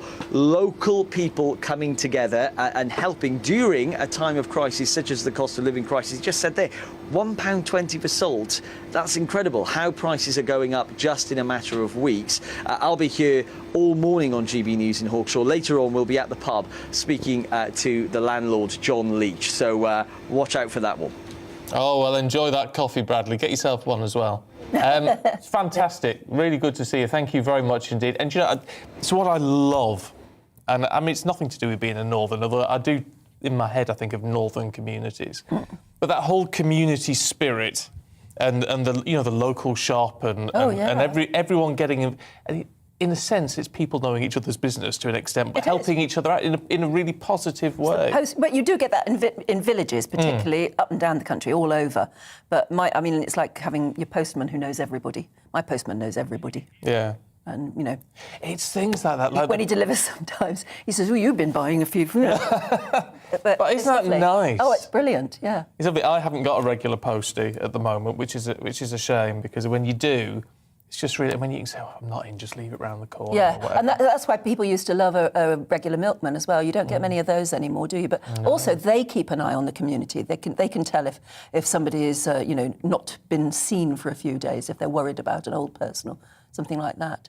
And it's a shame when you lose those sort of contacts, which is why a lot of people, when they retire, at least try and get out of the city and maybe into a village. Yeah, there's a lot to be said for it. There is a lot to be said for it. Look, loads of views coming through this morning, loads and loads, which is really nice. Yeah, Thank you so much. Phil makes a very interesting point. He says, first they attack Carrie Johnson, and now it's Rishi Sunak's wife. It's a bit misogynistic, isn't it? Yeah, I suppose it is, really. Seems like Labour have a problem with strong, independent women. Well, I don't think it's Labour. This is the problem. It's coming from all sides. I think it is, yeah. Charlie is unhappy about it. He says, I find it hard to watch you allow such a non-story as Sunak's wealth being pushed. She pays her tax and, like thousands of British Indians, keeps her non-dom status. So what's the problem? Since when is being rich such a crime in this country? It's appalling. Well, yeah, it's a fair point. It's a fair point. I mean, we shouldn't criticise people for being successful, should we? I mean, we all want to be successful. Her father made, gazillions, billions, but he did it from scratch, literally from nothing. And frankly, you could say the same about Rishi Sunak. He wasn't born rich. Wasn't he? I don't really know that much about him. He made most of his money through hedge funds. Oh. But that was him doing it himself. I mean, he wasn't born into it, that's what I'm saying. So it was not silver spoon time. No, so in that sense, you know, just let them get on with it in a sense. I mean, it's very interesting. Nigel says, I pay US tax on income in the US, and as a UK citizen, I also have to pay more tax in the UK from the same level of income. It gets very complicated. But for this tax, I enjoy the full benefits of the UK in terms of health services, social services, protection from our armed forces, etc., etc. The Chancellor's wife enjoys the same benefits as me, so she should pay the same tax as me. Yeah, she pays tax on everything that her companies and assets earn in Britain. So she does pay that whack of tax.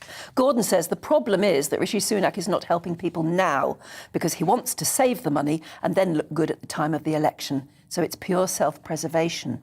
Talking about gender-neutral single-sex toilets and wards and all that sort of thing. Robert says, Stephen kept saying, doesn't bother me. It's about women feeling safe, not you. No, it's about everybody feeling safe. Yeah, I would disagree with that, Robert.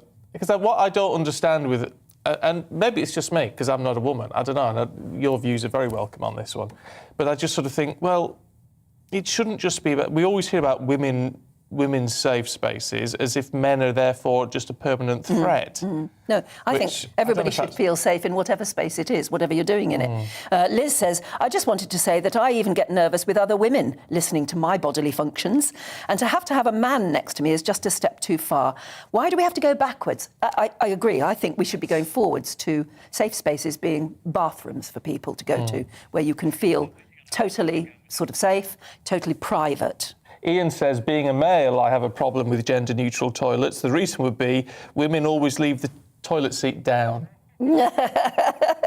Good one, Ian. Yeah. Good one, good one. And actually, this is, I mean, the same thing, but this is about hospital wards. Stephen says, I spent several days on a mixed ward. As a man, I had no real objection, but the number of times ward staff didn't fully close the courtesy curtains can only undermine their use. Yeah. Fair point. Absolutely. They should do something better. They should design those hospital curtains better somehow, shouldn't they? They never quite meet. And obviously the nurses and doctors are in a rush, so they don't sort of... And then you're lying in bed thinking, why didn't they just close that a little bit more? I don't know. It's weird, isn't it? It's a funny one. It is a funny one. We'll talk about lockdown because we've got this interview with the Prime Minister, which is airing in full tomorrow morning at 10 o'clock. But we've got a clip talking about saying he can't rule out another lockdown.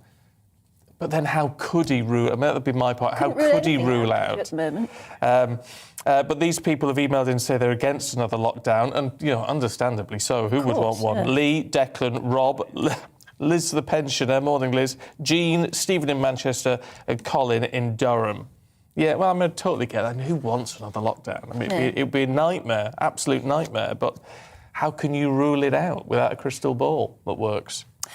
Chris says, good morning. He's watching from Darlington in County Durham. If indeed, Chris, you are a male. You see, I made an assumption there, shouldn't I? Should I? Lindsay says, about the jacket. Everyone loves that jacket. Yeah. I think Anne said where she bought it from, but she said it quietly and I missed it. It's River Island, but it's old. So you have to go on eBay, other sites are available, and look for old vintage. Yeah, I mean, isn't it funny how things become very popular like that? But it is very nice. Thank you. It is no, very I wasn't nice. fishing for a compliment there. It's just odd that it seems to have caught the public imagination. Thank you very much. Kenneth says, this is about lockdown again. Would it be a lockdown for us, but Number 10 can still party on? Good point. Mick says, unfortunately, because of the Partygate fiasco, Boris has no credibility to implement a future lockdown. Well, it would make it harder. It would make it harder to enforce, I think. Yes, still on the non-dom status of Rishi Sunak's wife, Henry says, it sounds very similar to Portugal's non-habitual residency, where you can opt for up to 10 years to pay your income tax in a country where you are a citizen. However, you do have to submit a tax return each year. So different countries do it in different ways, I guess. Yeah.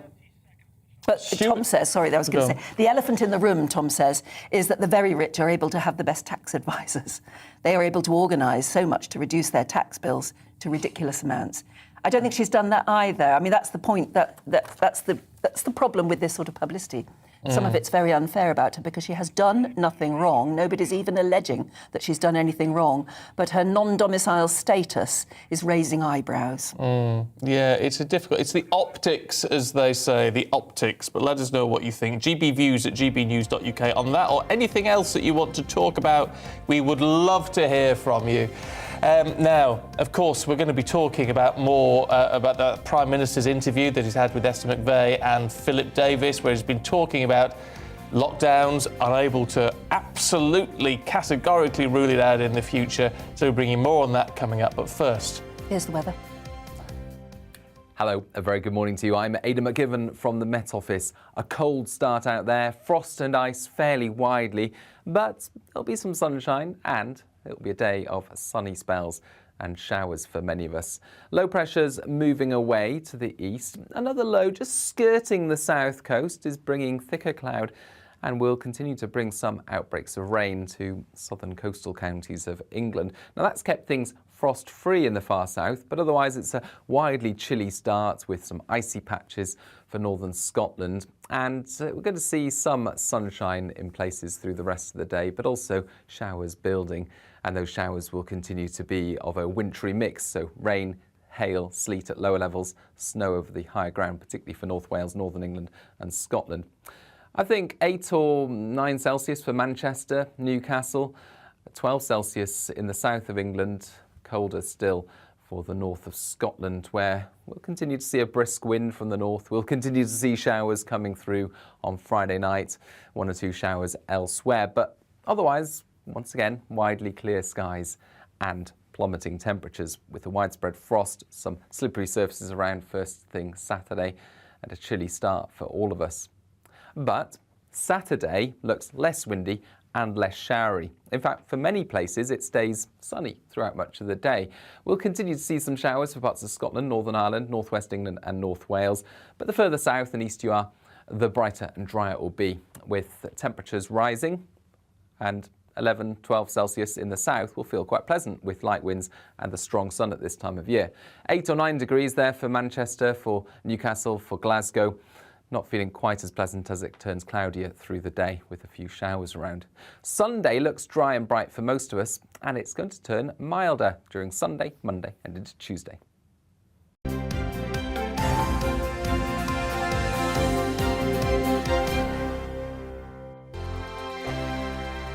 Europe is in the grip of the most devastating humanitarian crisis since World War II. The people of Ukraine are facing unimaginable suffering as their homes are destroyed and their loved ones are killed. Millions of people are being forced to flee for their lives, carrying only their children, their pets, and the clothes on their back.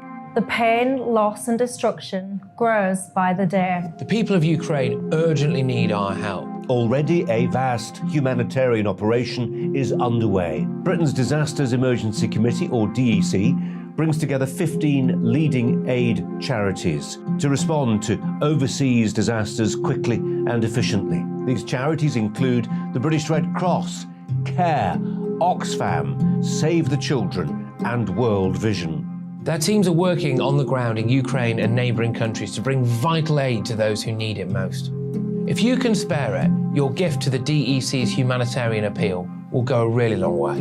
£10 provides essential hygiene supplies for a person for a month. £50 provides blankets for 4 families. £100 provides emergency food for 2 families per month. It's easy to give. You can donate online at dec.org.uk or call the 24-hour donation line on 0370 60 60 900. If you prefer to send a cheque, please post it to the Ukraine Humanitarian Appeal, PO Box 999, London, EC 3A 3AA.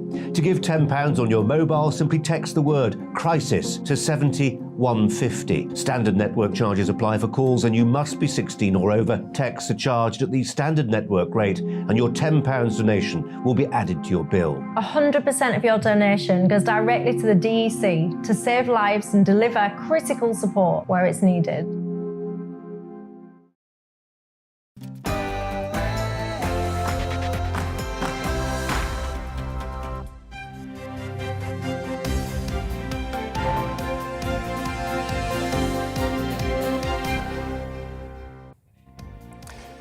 Good morning. It's 8 o'clock on Friday, April the 8th. This is Breakfast on GB News with Stephen and Anne. And we're live across the whole of the UK on both your TV and your radio. So wherever you are and wherever you're going, you can take us with you. Some people are also catching up via the GB News app whilst travelling to work, so you can listen to us while you travel. You could also be a Brit abroad, and we've got quite a few, including people watching from Cyprus. Hello, that's to Sharon and husband Pete, and the Berry clan, who are watching GB News from sunny Malta. Please give us a mention because we've just finished the school run. Sunny Malta. Oh, lovely, lovely. Get in touch. Let us know where you are this morning, wherever that may be. Coming up for you, Boris Johnson tells GB News he can't rule out another lockdown in the future. We'll bring you that interview shortly. And we want to hear your thoughts on the Prime Minister's comments, so do get in touch. Liz Truss says we need to send more weapons to Ukraine as the international community rallies to investigate the killing of civilians in the Ukrainian town of Bucha. We'll have the latest shortly. And a multi-million-pound package has been announced to bolster the government's new energy plan. But will this be enough to bring your bills down? We want to hear about how you're getting on with the cost of living crisis. And of course, you know by now, don't you? You can join in any of our discussions and give us your opinions by emailing gbviews@gbnews.uk or tweet us @gbnews.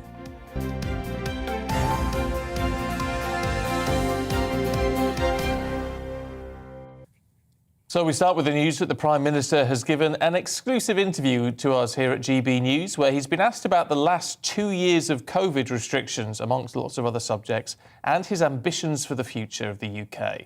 Yeah, talking to the Conservative MPs Esther McVey and Philip Davis, Boris Johnson said he couldn't actually rule out another national lockdown. I can't rule out something, Esther. I can't, say that we wouldn't be forced to do non-pharmaceutical interventions again of the kind that we did, but I think we've learnt a lot, and I think we would really try to go for the earliest possible programme of inoculation and vaccination. I mean, that was the lockdowns again. Look, I think it would be irresponsible of any leader, in any democracy, to say that they're going to rule out something that could save life. And I believe that the things that we did saved lives. There could be, I've got to be absolutely frank with you, there could be a new variant, more deadly. There could be a variant that affects children badly, that we really need to contain. I'm not going to take any options off the table. Well, you can watch that exclusive interview with the PM in full on the Saturday selection tomorrow at 10 o'clock here on GB News. Yeah, it's interesting what he said there. I wonder what our next guest thinks. The Shadow Attorney General for England and Wales, Labour MP Emily Thornberry joins us now. A very good morning. Thanks for joining us. What do you think of the fact that, is the Prime Minister right not to rule out, because you can't rule anything out, not to rule out another national lockdown if it became necessary? I'm afraid that's right, and we do need to keep all options open because we have no idea what's going to happen next to this pandemic. We're not out of the woods yet. Yeah, I think it's 1 in 13 people have COVID at the moment. Fortunately, very, very, very few of us have it badly, but there's a lot of COVID about, and we just don't know what the next variant is going to be like. So it is entirely responsible of the Prime Minister to say that he can't take all options off the table. You don't hear me say that very often, but I would say that this time it's right. He's behaving responsibly in saying that he can't promise that there won't be another lockdown, because no responsible politician could say that. OK, so you're being nice about the Prime Minister. What about the Chancellor in all of this? There's a lot in the papers today about his wife and her non-dom status. And just to put a point that Philip, who's emailed in this morning, says Mrs Sunak has done nothing wrong. This is just another bash the Tories on a pointless, non-law-breaking point. What do you think? I'm not saying that Mrs Sunak has done anything legally wrong. I just wonder about a number of other things, though. I think, first of all, many people listening to this will think to themselves, I don't understand why it should be that somebody who's been living here for 8 years, bringing up her children here, is living in Downing Street in a taxpayer's flat, presumably aspires to be the wife of the next Prime Minister, is not paying tax on all her income, but only paying tax on a part of it, because she says that she's not here on permanent residency. That's a very odd thing to be happening. And what's important about this is not just the kind of unfairness of that, is she lives with the Chancellor of the Exchequer, who's responsible for non-dom rules, and he's never declared publicly that she is a non-dom.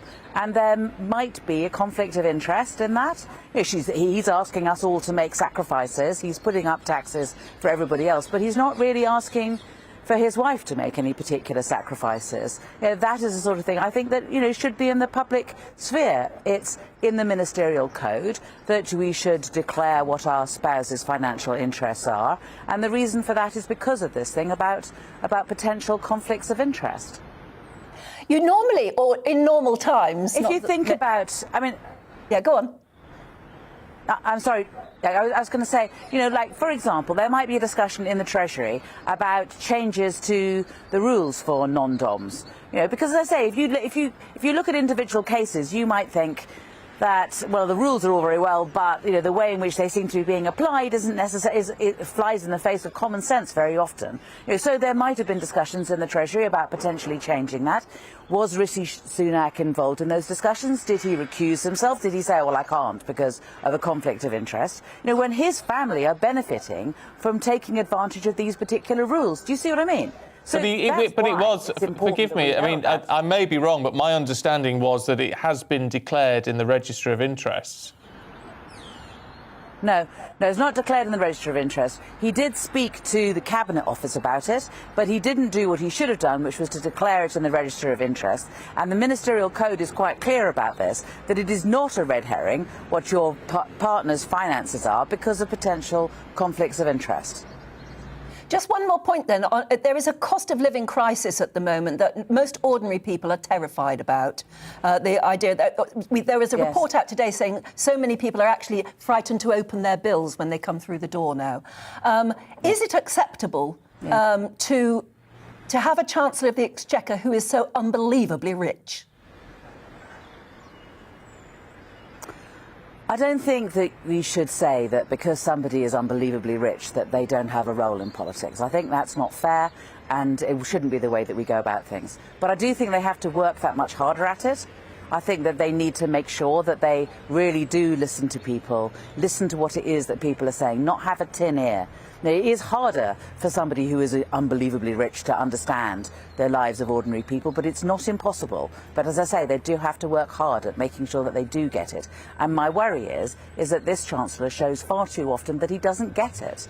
When we talk to him about the cost of living crisis, we've said to him, for example, about the crisis when it comes to heating and the cost of heating, and he doesn't seem to have had any idea as to what we should do. So we've said to him, look, the VAT that the government is getting from these heating bills is now huge because the heating bills have gone up so much. So, give that back to consumers. Have a windfall tax on the energy companies who have more money than they know what to do with, who say it's like a cash machine. I mean, they're saying this. And we should have a windfall tax and then use that money to help people on low and middle incomes to be able to pay these bills. This is about £600 a year, and we've costed it, we've wrapped it up, we've given it to the Chancellor, and we said, look, if you don't know what you're doing, here's some things that you could do. And he still has refused to do it.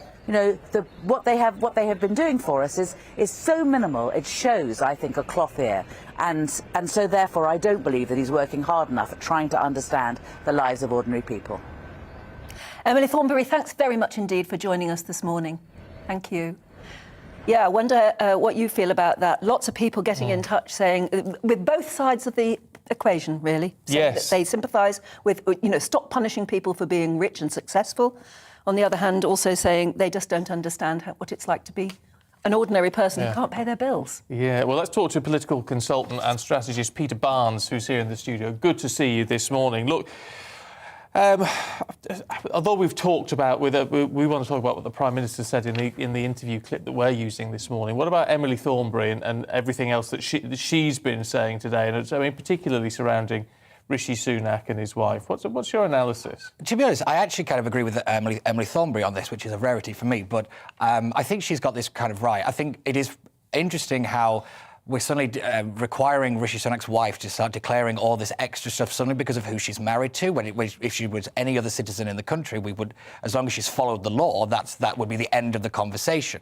What we really need to do is have a more broader conversation about whether how we tax people in this country is the right way of doing things, rather than saying, oh, she needs to do more because she's Rishi Sunak's wife. But it is relevant that she is married to the Chancellor. It definitely is relevant, but is that the kind of barrier that we now have to put up now? That the minute that you're suddenly married to somebody, you then have to go this extra mile. Is that right, or is it better that we have a proper conversation about the taxation system and kind of maybe get rid of the non-dom status altogether? That would be the smarter conversation to have, rather than what seems to me a kind of cheap political to and fro between the Tories and the Labour Party, and Mrs Sunak kind of stuck in the middle of it. It's interesting, though, isn't it? Because it's not actually just between the Tories and the Labour Party, is it? I mean, a lot of the backbenchers are very unhappy about this. Yeah, definitely, particularly as we kind of move into the cost of living crisis really starts to hit, as we've just said, you know, bills are going up by £600-700 on average, you know, and then suddenly you've got these kind of stories starting to come out.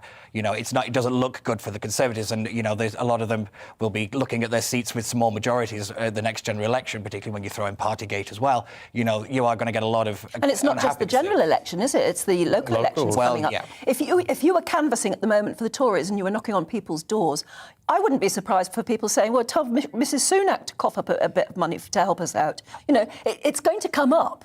Oh, it definitely does. You know, I speak to people that have already been out canvassing already, and this is coming up on the doorstep about whether the government is actually in touch with the kind of the people on the street. But I think this has been a common theme probably since 2010 for the Conservatives about whether they're actually in touch with the ordinary people walking around. But I don't know. I think the Conservatives really need to kind of go on the attack a little bit more. They're playing a lot of defence at the moment, and they really need to stop doing that and move forward. You know, the Conservatives have put out their agenda. You may agree with it or disagree with it, but it's about time they actually went out there and started to push it a little bit harder than they are doing. Do you think Rishi Sunak is feeling a bit isolated at the moment? I mean, he's given a big interview to the Sun newspaper today. It's him that's done that. You don't hear Number 10 coming out in support of him at the moment. Well, that is the kind of interesting, like, the dynamic between Number 10 and Number 11. You know, I think Number 10 have already denied having anything to do with this leak. But I don't know. I think that's a little bit of kind of Westminster bubble gossip, to be fair. But don't forget, Rishi Sunak was riding incredibly high thanks to furlough, and, you know, he was like kind of seen as the people's champion for quite some time, you know, because of all the work that he did. I've never seen anybody get the Treasury to move that quickly, ever, really.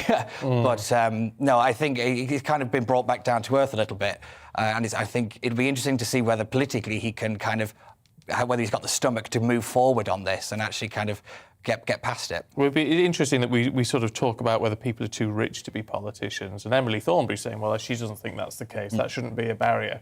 But there is an issue, isn't there, about politicians just not being in touch with the vast majority of people in this country, with how the rest of us live. And that's a point Emily Thornberry was sort of making. Yet, of course, she was the one who was hauled up over her very negative white van man comments. Oh, yeah, definitely. You know, this is our politicians really listening to me? I think is one of the oldest questions in professional politics. But you know, I think it'd be interesting to see a lot of politicians kind of move away from this kind of, oh, it doesn't matter how rich you are, because there are a lot of wealthy politicians right across the House of Commons, including people in the Labour Party and in the front bench. So they've got to be very quick to kind of put this, oh, it doesn't matter how much money you have, to rest very quickly. There are a lot on the front bench, I think.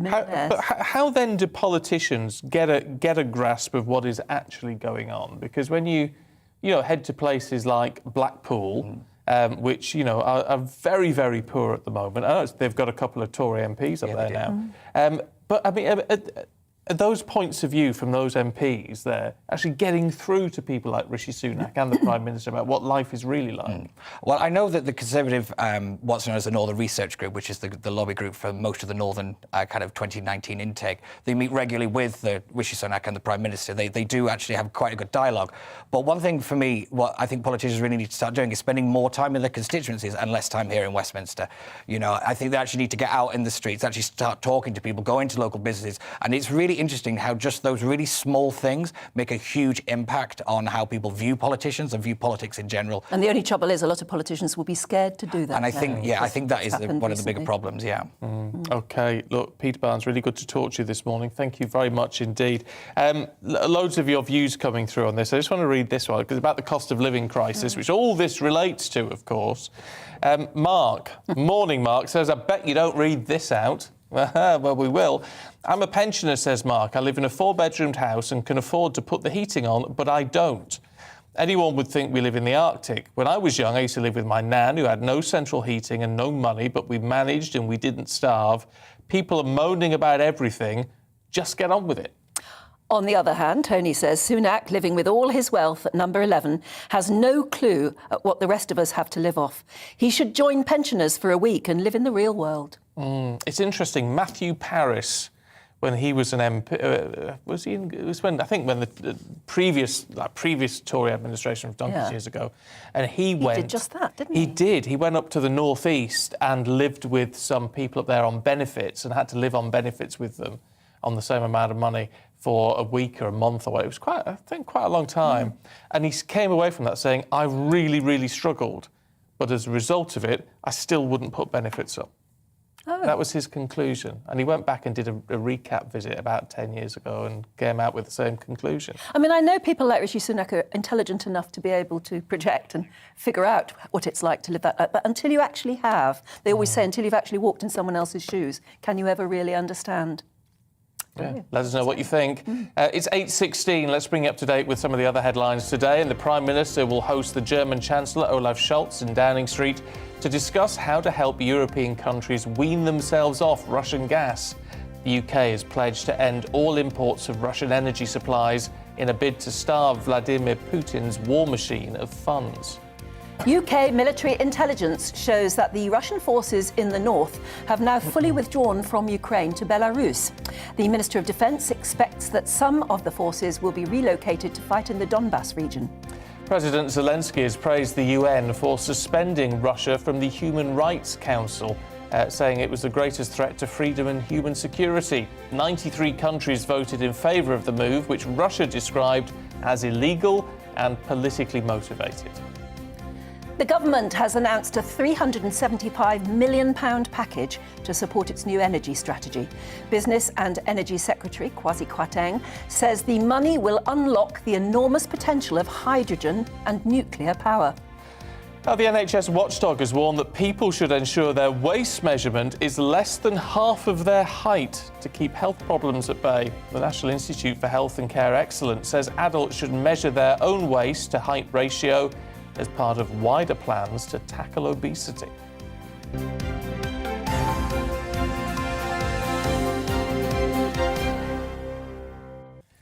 Curious about that one while we get the tape measure out. Yes, I did work that out this morning, actually. Oh, did you? I know you're all right. I'm all right. Yeah. Which is a relief. I'd be too scared to even try, but we'll do it later on, I think. But they say that's one of the easiest ways of trying to tell whether or not obesity is your problem and how healthy you are. Because the BMI index has always been very flawed. Yeah, but apparently if you measure around your waist and that is half or less than half of your height, then you're doing all right. Yeah.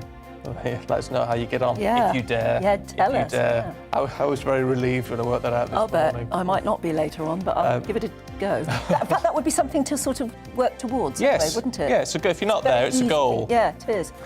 After the we'll break. have more to talk about, Yes. on that. But after the break, yes, we'll have the latest on the Ukrainian war, as well as the alleged human rights violations committed, apparently, by the Russian army.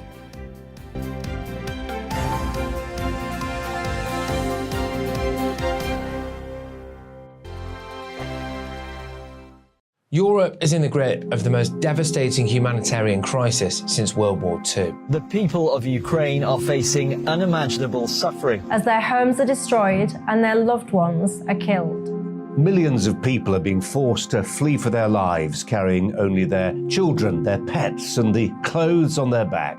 The pain, loss and destruction grows by the day. The people of Ukraine urgently need our help. Already a vast humanitarian operation is underway. Britain's Disasters Emergency Committee, or DEC, brings together 15 leading aid charities to respond to overseas disasters quickly and efficiently. These charities include the British Red Cross, CARE, Oxfam, Save the Children and World Vision.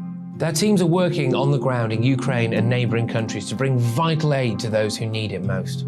If you can spare it, your gift to the DEC's humanitarian appeal will go a really long way. £10 provides essential hygiene supplies for a person for a month. £50 provides blankets for 4 families. £100 provides emergency food for 2 families per month.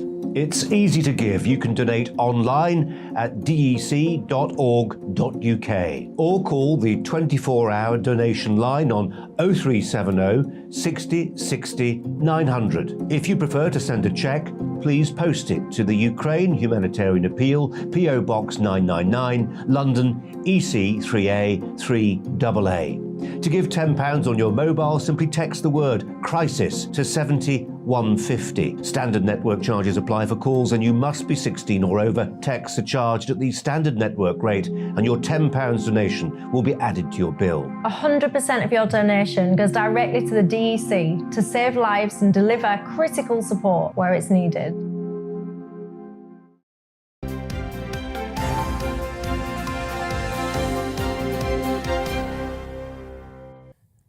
Welcome back. This is Breakfast with Stephen and Anne on your TV and on your radio. It is 8:21.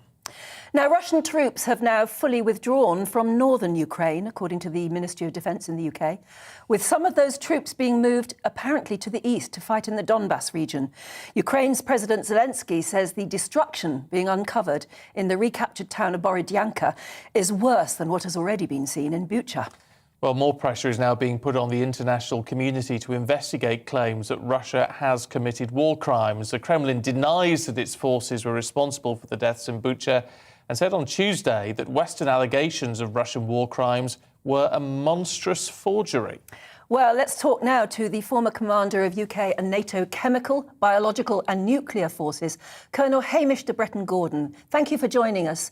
A lot of people, I think, are wondering at the pictures that we're beginning to see of these areas where the Russians have withdrawn from, that if they're capable of that sort of atrocity, surely they are also capable of the use of chemical and biological weapons. What do you think? Well, I think the Russians are capable of absolutely anything. It's very clear that President Putin has no concern about collateral damage or civilian casualties, having bombed hospitals and schools. And as you said in your piece, beginning to hear about the atrocities that have happened, war crimes where civilians have been shot and others have been held captive. So I think we need to bear that in the back of our minds. I would say, the Ukrainian army have won in the north. Winning is a habit, as is losing. And I think we must really enable Ukraine people to push that home.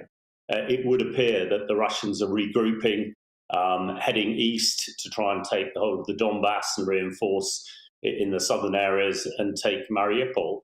But I think now is the time to step up our efforts with weaponry and with support, so that what ultimately we need to do is to enable the Ukrainians to hold the Russians so we can sue for peace, get Putin around the peace table and allow these very brave people to rebuild their country.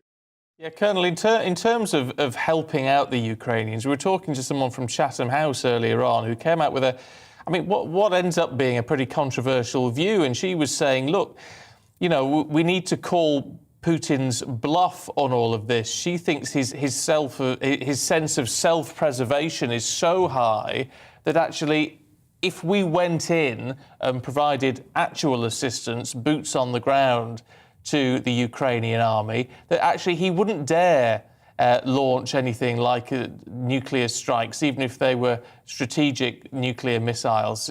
She says that we need to start really pushing against him. Well, I agree in part to what perhaps she said there, and I think we absolutely need to get on the front foot. I've always been a great advocate of no-fly zones, as I was in Syria and Iraq. That is Putin's worst nightmare, and I think we should seriously look at it and threaten it and enable the Ukraine military to produce a no-fly zone, because that will really help them in the defence around Donbass, which is days away. It doesn't necessarily mean we need British fighters, in Ukrainian airspace. But I agree, we need to get on the front foot. I think we are not yet at the position where we should commit British and American troops to the ground in Ukraine, because I don't think that's required. As I said at the beginning, the Ukraine army is a winning army. They're doing a fantastic job. What they need is more weapons, more sophisticated weapons, more support from us on the intelligent aspects and all the rest of it. Because I do agree with the speaker from Chatham House. Putin, this is his great moment to expand Russia. It's all going terribly wrong. And, I suppose in a way he needs to get a way out. But the other really key thing is the Russian people need to know what is happening in their name, these war crimes. And there's just a sniff with some of the stuff coming out of Moscow over the last 24 hours that people are beginning to realise the Russian army is suffering dreadful casualties, manpower casualties as well as equipment. And I'm sure once the Russian people realise what's happening in their name, then they will do the job of removing Putin, rather than us getting embroiled in a battle on the ground that could lead to something like nuclear confrontation. Well, we always understood, didn't we, that if there were a no-fly zone, that would actually be tantamount to provoking Putin into doing something nuclear. So how could we help them implement a no-fly zone without actually putting our own fighters in there? Well, this is something we looked at in great detail over Syria for exactly the same reasons. But you don't necessarily need aircraft in airspace. We have very sophisticated air-to-air missiles, ground-to-air missiles that could do the same job. We also have very sophisticated drones, unmanned aerial vehicles that can do the job. And if we enable the Ukraine Air Force with more aircraft, and there are aircraft on offer to them, then they could do the job. The Ukraine Air Force have got the measure of the Russian Air Force quite remarkably. But, you know, they're running out of aeroplanes and we need to make sure that they have more. Now, I heard a British politician yesterday saying that we should give them British aircraft and British tanks. Now, that'd be crazy because that would take months to train people to do it. But like the Czech Republic, who gave them some old Russian tanks this week, we should be scouring around and getting them as many tanks and aircraft, those aircraft and tanks that they know how to operate, so that they can do the job themselves. So when I say a no-fly zone, I mean it run and policed by the Ukrainians, but enabled by NATO. Interesting. Well, I mean, it's interesting. I just got to reflect on the point. We haven't got any tanks, have we? In the UK, I mean, we've got armoured. We've got troops trained in armoured deployment. We haven't got any tanks to work on at the minute. Well, yeah, it's very easy to give the tank corps a hard time. I was a tank commander, and I'm very fond of that organisation. But yeah, we don't have many, but what we have, they're very good, and our tank crews and tank regiments are excellent. How do you read the next step then? We're talking there about implementing some sort of a no-fly zone with ground-to-air missiles or helping them with their aeroplanes. Do you think that is actually might be what will happen next? Well, I very much hope so. And as I said earlier, you know, the Ukrainian army, the Ukrainian military, the Ukrainian population are winning. They are defeating this invasion force. They have the morale to do it, despite the war crimes that are being committed against them. And a winning army, and people will know that, you know, once you're in a winning team, you know, it really becomes habitual. And we must help them and enable them, because if we give them the wherewithal, be it tanks and aircraft and intelligence, then they can hold, if not push the Russians back. And the Russians have already been defeated in the north. If we can enable them to hold them in the east and the south, then, you know, the Russians must sue for peace. And if Putin doesn't sue for peace, I'm sure his forces, who, you know, there are stories of many, many Russian soldiers deserting and not fighting with the vigor one would expect, that we can turn the tables. And ultimately, it's the Russian people who need to get rid of Putin, not NATO or Ukraine. OK. Colonel Hamish de Bretton-Gordon, good to talk to you. Thank you very much indeed. Yes. Gosh, do you know, there were even stories, I don't know if you read them as well, that the reason they've lost so many major people, generals, is because apparently they've been talking on their mobile phones to each other. And the Ukrainians have been able to hack into their mobile phone calls, been able to strategically pinpoint them, and bam. Yeah. Apparently that's the reason that they've lost so many of their own generals. That's interesting. So it really hasn't gone Putin's way. No, and I think there seems to be some real strategic problems with how they've operated in all of this. I mean, thank heavens in some respects, but then they've lost an awful lot of young people. But he said there the Ukrainians have won in the north. They've won, which is astonishing. Well, it is astonishing. I mean, they paid a terrible high price. This is it. Astonishing and amazing and brilliant. That really is true. It's going to take a long time, though. The recovery process is going to take decades. And the grieving process. I mean, how do you get over something like that? Happened in the Balkans, didn't it? It took years and years and years. And lots of inquiries and terrible, terrible uncoverings of atrocities and things. and it looks like it's all happening again. You can't really believe it, can you? No, and I do want to say, well, the Russian people have to get rid of Putin. Well, how? Yeah. They hardly have free and fair elections, do they? So, I don't know what they do. But anyway, that is perhaps a question for another day. In the meantime, we are going to take a short break, but don't go anywhere, because coming up, we're going to be talking to Claire Muldoon and Andrew Eborn as they take us through the papers.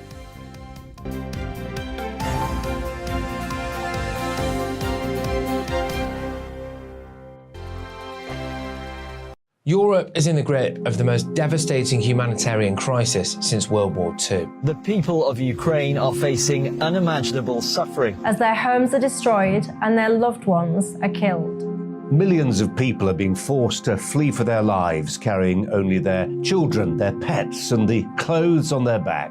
The pain, loss and destruction grows by the day. The people of Ukraine urgently need our help. Already a vast humanitarian operation is underway. Britain's Disasters Emergency Committee, or DEC, brings together 15 leading aid charities to respond to overseas disasters quickly and efficiently. These charities include the British Red Cross, CARE, Oxfam, Save the Children, and World Vision.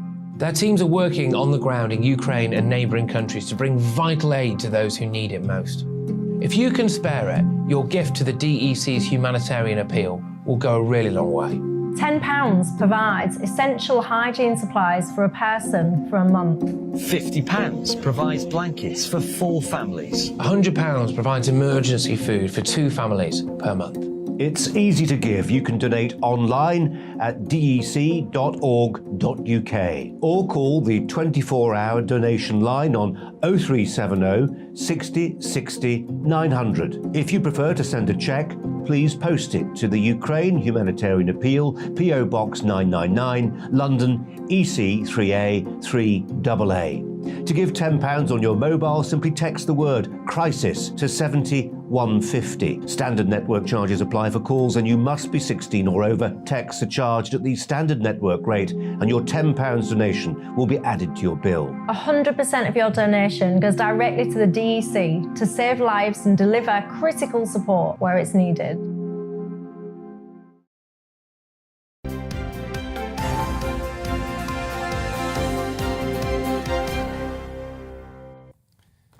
Morning to you, it's 8:33. This is Breakfast with Stephen and Anne on your TV and on your radio. Yes, absolutely everywhere. You can't get away from us. Please let us know where you're watching us, though, at the moment, because we've got lots of people watching from all over the world. Oh, yes. Including sunny Malta, which makes me very envious. Yes, and Port-en-Bessin in Normandy. Oh. That's Anne. Oh, no, that's us. That's Rob and Christine. I'm going to say it's Anne and Stephen watching. Coincidence. Rob and Christine, good morning.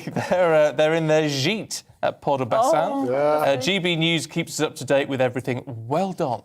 Another Rob says, enjoying watching you both while feeding the 12 cats. Very nice. On what's going to be 12 cats, on what's going to be a beautiful, warm, sunny day. And another Robert, Saul Roberts, saying, morning, we're enjoying watching GB News via Swisscom near Geneva. Swisscom? Don't know what that was. Swisscom. It's a server of some sort. I guess it is. Do you think? Good. It's good to have you all with us this morning. Do get in touch, gbnews at gbnews.uk. Let's take you through the papers this morning. Last time for you today with broadcaster, lawyer, futurist Andrew Eborn and broadcaster Claire Muldoon. Good morning. Morning. Good morning, good morning. Let's talk obesity in the Times, Claire. Everyone's favourite subject. When I read these stories, I really ought to be 6 foot tall, I think. Yes, this is about the tape measure that we've all got to. The tape measure. They're saying the old BMI, you divide your height in metric by the number of kilograms that you weigh, isn't actually a true depiction of how overweight or how unhealthy you are, because you could be a 6 foot strapping rugger player who has a high BMI but is clearly very fit, more than a sedentary, muscle weighs type more 2 than fat. diabetic with a lot of timber around their waist. So now what we have to do is waist to height ratio. And that's when I said I really ought to be 6 foot tall, I think, although I didn't have a tape measure to hand this morning. So the measurement round your waist has got to be half or less than half of your half of your actual height. Yeah. And it's particularly true after lockdown. I brought one of these along because I saw the story on all the sort of headline things. And have you done yourself? I've done myself. And for a man who's 8'2", it's perfect. Excellent. So it's got to be good. But in lockdown, and to be fair, you've either become a hunk because you're working out so much, you become a chunk because you're eating too much, or a drunk because you're drinking too much at home. So or all of the above. Or all three together, yeah. But what's important is 2/3 of adults in England are overweight or obese, according to statistics. 2/3. And it's costing the NHS 6.1 billion. So this is one way of doing it. The other thing that we should do is actually enjoy life. Because if you can turn around, eat healthily, go for walks and so on and so forth, it's rather like a car. The more fuel you put in, basically is going to make the car heavier. The more fuel, if you can afford to put fuel in, and the more you burn out. So you've got to make sure that the input and the output. Oh, look, this is not rocket science, right? No, it's not, right? But neither's brain surgery. That's not rocket science either. So you work on surgery. My goodness me, Andrew, that's a bit of a segue. Anyway, listen, NICE have now said as well that when GPs are discussing weight, stroke obesity, stroke health with patients, they've got to ask their permission first. So they don't affect their mental health or their physical health. But if it's affecting their physical health, people need to be told, don't they? Of course they do. I mean, I lost quite a lot. About 10, 15 years ago, I'd piled on the timbers, and someone who I used to work with works here, he should remain nameless, said to me, "Oh, you've piled it on," which I was offended by. Right. But it made me lose weight. It was enough of offence to make you do something about it. Yeah. And you're right. Well, I was the same. I was twice the man I used to be, and now they used to say that no man's an island, but I was close. Can you imagine double Andrew Eborn? Oh, do you see? Can you imagine it? What I love those nice. It's such a great name, isn't it, anyway? But you're right, there's a balance between what doctors have to be able to tell you. As a duty if of there's care. an issue, as a duty of care, as opposed to fat shaming. And it's the big bone of contention is, look, get the balance right, but healthy lifestyle. And it works both ways, because there are lots of people who are underweight. Also, we don't have to be Twitter healthy to tell us either, guys. So just enjoy your breakfast and carry on and leave us alone. We know what we have to do. Yes. Look, what's this about a dino discovery, I love it. Andrew? I told you at the beginning of the year, this will be the year of revelations. We've had the James Webb space technology, and you'll be able to see the beginning of the Earth. We've had the human genome. We've got the complete sequence, so we can look at the human DNA for the first time and fix disease. Well, this is something new. We've always said about the last day of the dinosaurs. Well, we now have evidence about when this was struck, and basically experts were able to date the dinosaur bone from when the asteroid struck, because it was in the same layer as fossil remains of sturgeon, not Nicola, sturgeon and paddlefish that had inhaled glassy bits of molten rock. So this is the first time ever, and what they can say, it wasn't basically gnawed or whatever, it had its skin and its bones, and it was quite clear it had been hit by this meteor.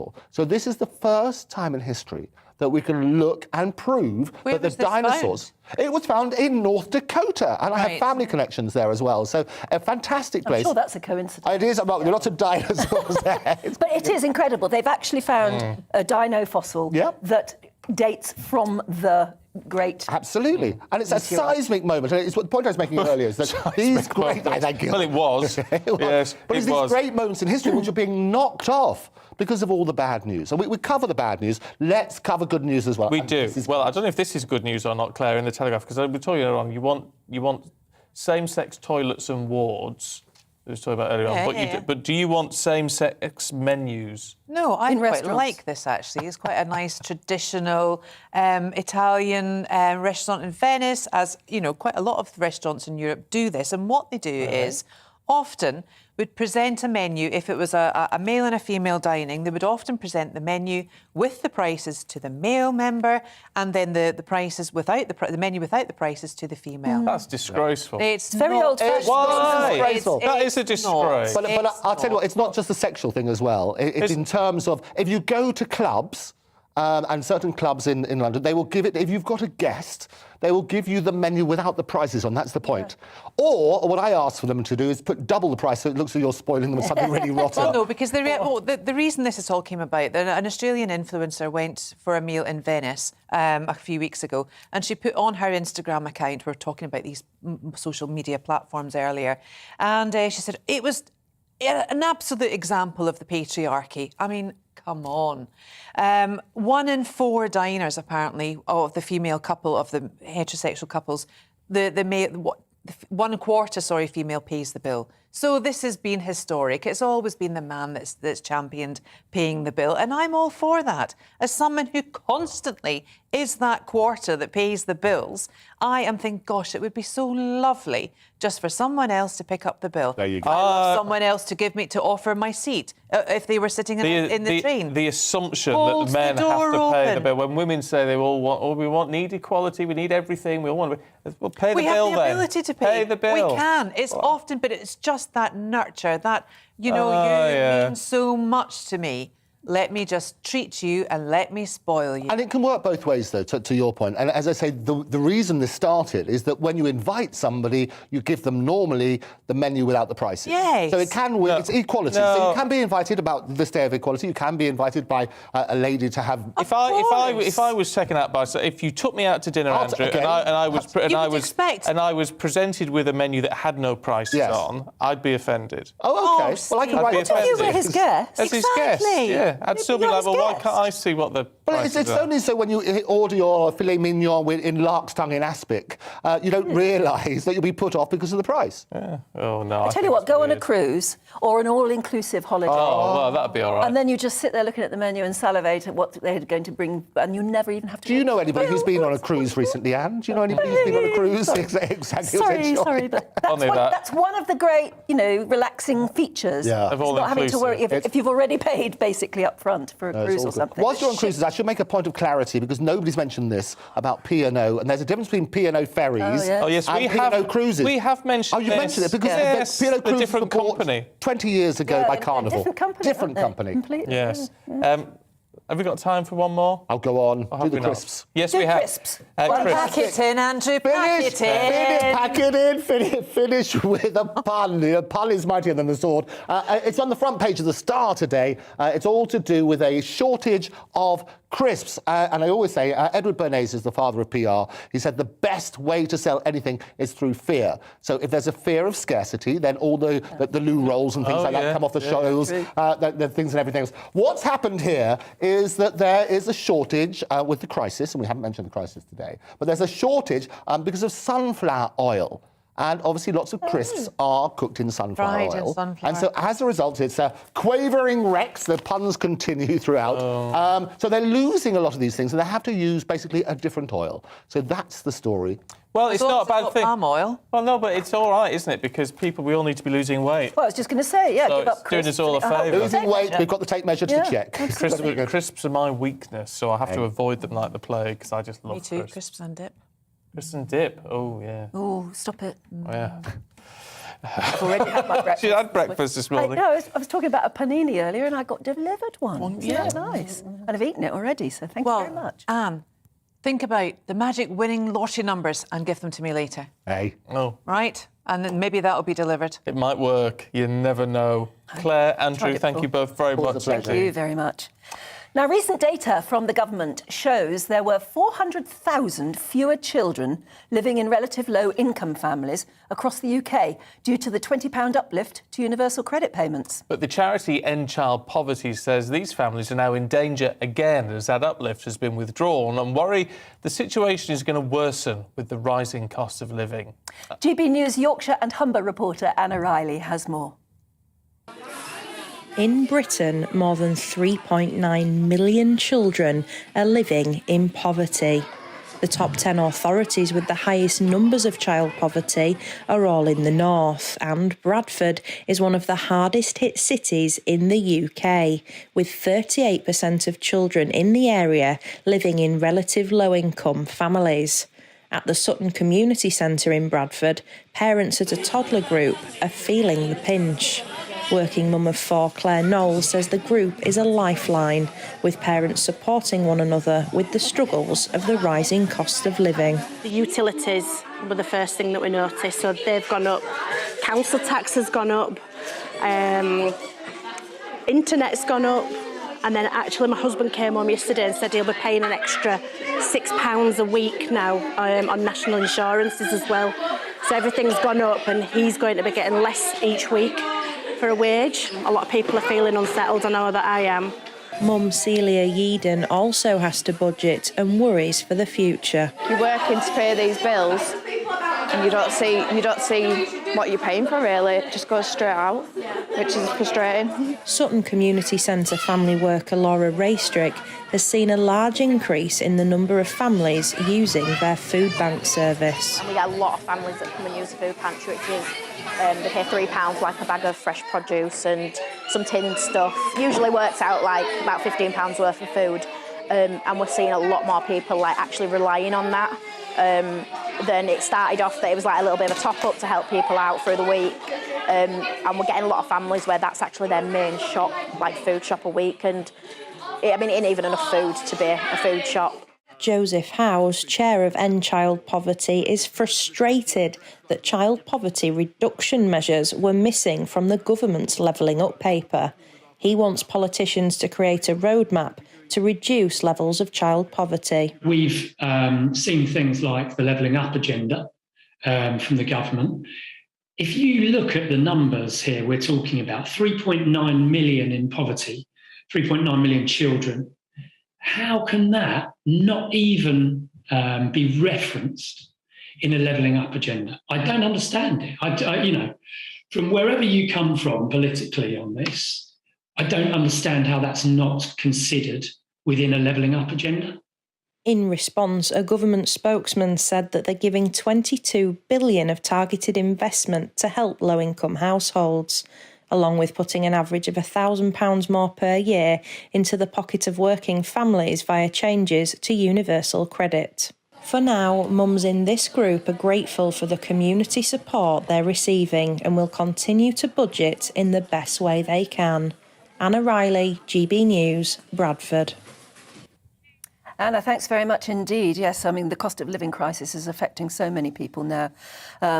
We've got... Oh, no, that was... Yeah, no. What? Oh, no, I was just going to read out the one that from Mark, who said, I bet you don't read this out. Oh, but no. you already did. We've already read that out, You Mark. nearly You're not got getting read it twice. Twice, exactly. Not getting it twice. We've got a similar one from Andrew, who says, I finish work at 5:30 every evening, drive past McDonald's on the way home and at least 20 cars in the drive-through every night. Is there a cost of living crisis? What's poor to one man is often not to another, you know.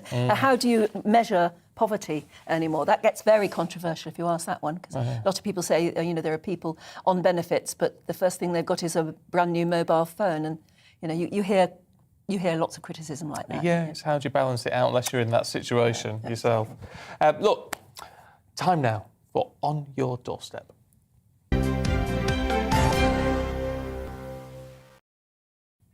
Well, as you know, we love getting out and about to find out what matters to you and to celebrate our communities right across the country. So today we're in the village of Hawkshaw in Bury, part of our week showcasing the length and breadth of Greater Manchester. And of course, our North West of England reporter, Bradley Harris, is there. Morning, Bradley. You've got yourself inside. How are you?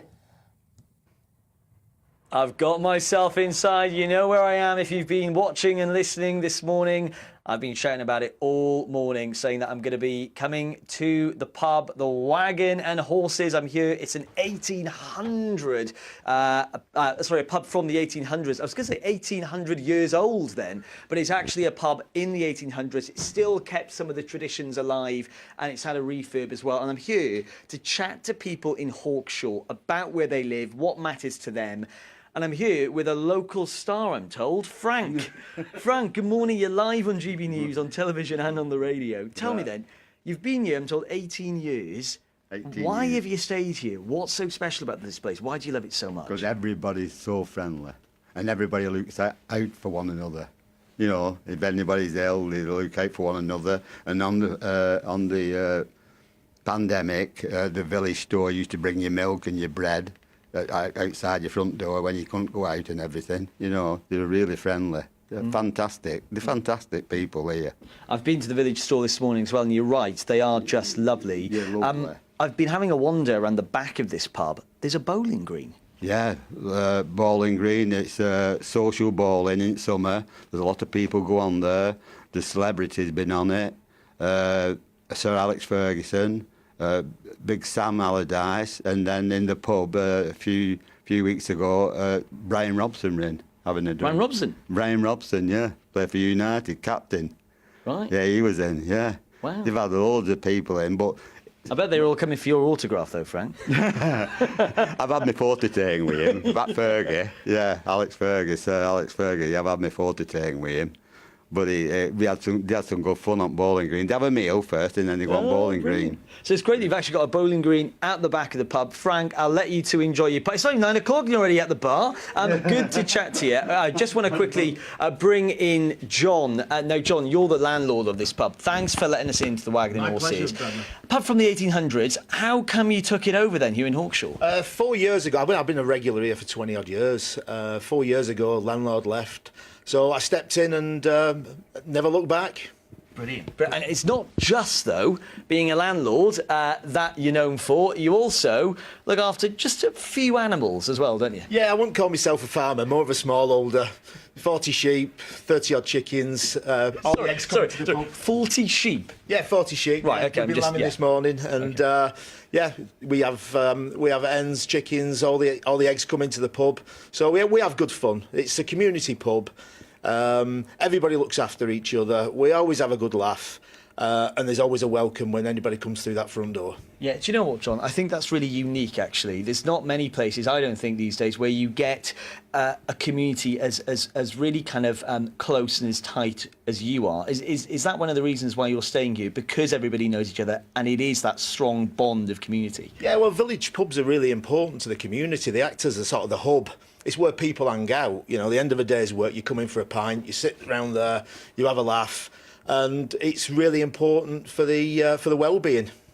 Well, look, I have been to many a pub in my time. I did once try pouring a pint, and I epically failed. I just want to know if I can at least try and redeem myself and have another go. Do you mind? I thought I'd never try it again because I genuinely, the head on this pint was horrendous. So what have we got here then, John? Right, what we've got is pint glass. Right. You need to put the pint glass, make it touch the bottom of the tip there. OK, yeah. well, why don't I give you the microphone then, and I'll just have a go at this. So that goes to the bottom of the glass. Yeah, bottom? Yeah, and one big pull. Just like that? OK. Yeah. There we are. Yeah. See, now I want to get a good head on it, though. Yeah, you need to just slow down just a little bit. Slow down? Yeah. OK. Well, it's not bad for the first time. Is that all right? Yeah, we're getting there. Are you sure? It looks like just foam to me there, John. Yeah, well, Frank will welcome this pint. We're almost there at the top. It's nearly 9 o'clock, so he's nearly ready. Yeah, there we are. So what do you think? Hang on, maybe just a little bit of a top-up. Yeah, that's not bad. Do you know what? Yeah. I didn't think... It's not too bad. It's not... Are you sure? Ish. I'll tell you what, I'll get Frank's verdict just quickly. Frank, there you go. Good morning to you. What do you think? I'll wait till it settles a bit. Yeah. Well, look, I said I'd try again. Clearly, I failed again. From all of us here at Hawkshaw, it's back to you. Bradley, you're That's useless. appalling. You're useless, Bradley. It looks like a pint of milk. That's dreadful. You've got to take your time. Take your time. Have you done that? Oh, I used to be a barman. I'm rushing it too much. Yeah. You've got a lot to learn there. Oh, tastes good, though. That's the way. If you suck it Good for lad. a straw. Oh, You've been a barman in your... I was a barman back in the day, the Farmer's Arms in Newton, where I grew up. Yeah. There you go. Yeah. Oh, I can pull a pint. Yeah. It is a skill, though. It takes a while to learn how to do it properly. Yeah. The problem I had was that the owner of the pub used to, all the locals used to say, oh, there's too much head on that. Yeah. And the barman used to say there's not enough head. The owner used to say there's not enough head on that. Because I see. Saves them a bit of money. Bradley, we'll leave you to it. Thank you. Yeah, thank you. Appalling business. Dreadful. Oh, dear. But there you go. Actually, it's interesting he was saying there that the pub is the sort of thriving heart of a community, and it often is, isn't it? Oh, yeah. I was doing just what Bradley was doing a few years ago. I was interviewing a landlord about various things, and he said, and they always tell you who was in, you know, who they've served, and he said, you'll never guess who I served last week. No. Mikhail Gorbachev was in the pub having a pint. In Berkshire. It's been a few years ago. It was quite a few years ago, yeah. But Wow, that would be quite That's something. not somebody you'd expect. No, is it's it really? not. No. No, that's quite novel. But that apparently he did very much enjoy his visits to Britain when he came, and used to do exactly that. He used to like going into a village pub and having a pint, having a crafty pint. Wow. But he was very recognisable, of course. Of course, heck, that's quite something. And the interesting thing, he's got 40 sheep, and I'm going lambing this afternoon. What? Yeah, going lambing. Be nice. How do you mean? Well, well, I mean, I won't be actually getting You're involved. not I'll just be delivering lambs. No, I won't be delivering, no, but I'll be cuddling them afterwards. Oh, That'd be cute. nice. You look after yourself. You've got a nasty cold. I have got a nasty cold, but I'll be all wrapped up and with my Doing bellies things on. like that, really. So there you go. Shall we take a quick break? And afterwards, we're going to be talking to our reporter, Alice Porter, about the sentencing for the killer of Sabina Nessa outside the Old Bailey. Hello, a very good morning to you. I'm Aidan McGiven from the Met Office. A cold start out there, frost and ice fairly widely, but there'll be some sunshine and it'll be a day of sunny spells and showers for many of us. Low pressure's moving away to the east. Another low just skirting the south coast is bringing thicker cloud and will continue to bring some outbreaks of rain to southern coastal counties of England. Now that's kept things frost-free in the far south, but otherwise it's a widely chilly start with some icy patches for northern Scotland. And we're going to see some sunshine in places through the rest of the day, but also showers building. And those showers will continue to be of a wintry mix, so rain, hail, sleet at lower levels, snow over the higher ground, particularly for North Wales, Northern England and Scotland. I think 8 or 9 Celsius for Manchester, Newcastle, 12 Celsius in the south of England, colder still for the north of Scotland, where we'll continue to see a brisk wind from the north. We'll continue to see showers coming through on Friday night, 1 or 2 showers elsewhere, but otherwise, once again, widely clear skies and plummeting temperatures with a widespread frost, some slippery surfaces around first thing Saturday, and a chilly start for all of us. But Saturday looks less windy and less showery. In fact, for many places, it stays sunny throughout much of the day. We'll continue to see some showers for parts of Scotland, Northern Ireland, North West England and North Wales. But the further south and east you are, the brighter and drier it will be, with temperatures rising, and 11, 12 Celsius in the south will feel quite pleasant with light winds and the strong sun at this time of year. 8 or 9 degrees there for Manchester, for Newcastle, for Glasgow. Not feeling quite as pleasant as it turns cloudier through the day with a few showers around. Sunday looks dry and bright for most of us, and it's going to turn milder during Sunday, Monday and into Tuesday.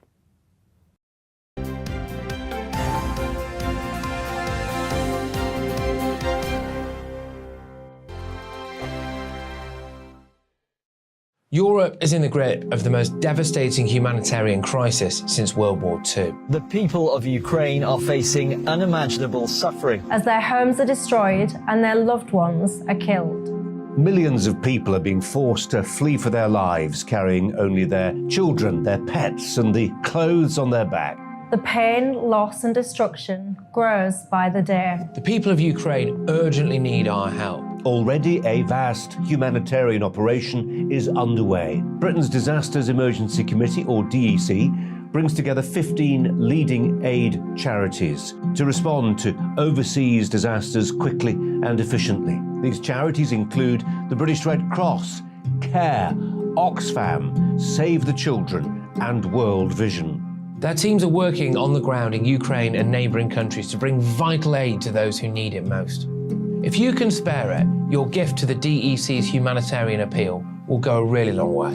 £10 provides essential hygiene supplies for a person for a month. £50 provides blankets for 4 families. £100 provides emergency food for 2 families per month. It's easy to give. You can donate online at dec.org.uk or call the 24-hour donation line on 0370 60 60 900. If you prefer to send a cheque, please post it to the Ukraine Humanitarian Appeal, PO Box 999, London, EC 3A 3AA. To give £10 on your mobile, simply text the word crisis to 70 150. Standard network charges apply for calls and you must be 16 or over. Texts are charged at the standard network rate and your £10 donation will be added to your bill. 100% of your donation goes directly to the DEC to save lives and deliver critical support where it's needed.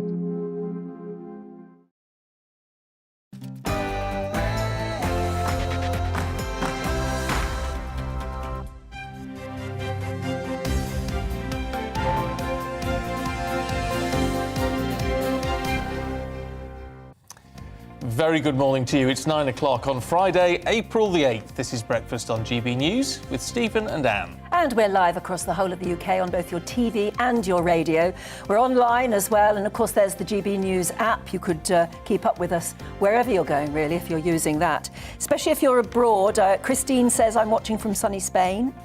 Simon says, hello from New Jersey in the USA. You see, people are watching from all over, which is brilliant. It's lovely that you're with us. We'll run through some more of those, actually, in just a minute, because there's absolutely loads of them. Coming up for you this morning, Boris Johnson tells GB News he can't rule out another lockdown in the future. You can watch the full interview tomorrow at 10 o'clock. We've got clips playing throughout the day here on GB News, so make sure you get in touch with your views on what he has to say. The man who pled guilty to the murder of primary school teacher Sabina Nessa will be sentenced later today. We'll have more details in a few moments from our reporter who's at the Old Bailey. And travel chaos at the airports is expected to worsen this weekend. We're going to be live at East Midlands Airport with an update on the situation and telling you what you need to know if you're preparing for an Easter getaway. Oh, look at those queues. It's grim. just so disheartening when you want to get away on holiday for a break and you know that probably both ends of your journey you're going to be facing queue after queue after queue. And you know how, I mean, I've just been through it as well. It was the price of travel, I guess, at the moment. But you get to the end of, you know, a queue at one place and then you turn the corner and there's another queue and you're just joining the back of that one. It goes on and on and on. Are you looking forward to getting away? And are you dreading the queues? Love to hear where you think you, I was going to say where you think you're going. It'll be the where way. you think you're going, taking the family maybe away. Let us know what your views are on that as well. So do join in our discussions. Give us your opinions by emailing gbviews@gbnews.uk or tweet us at gbnews.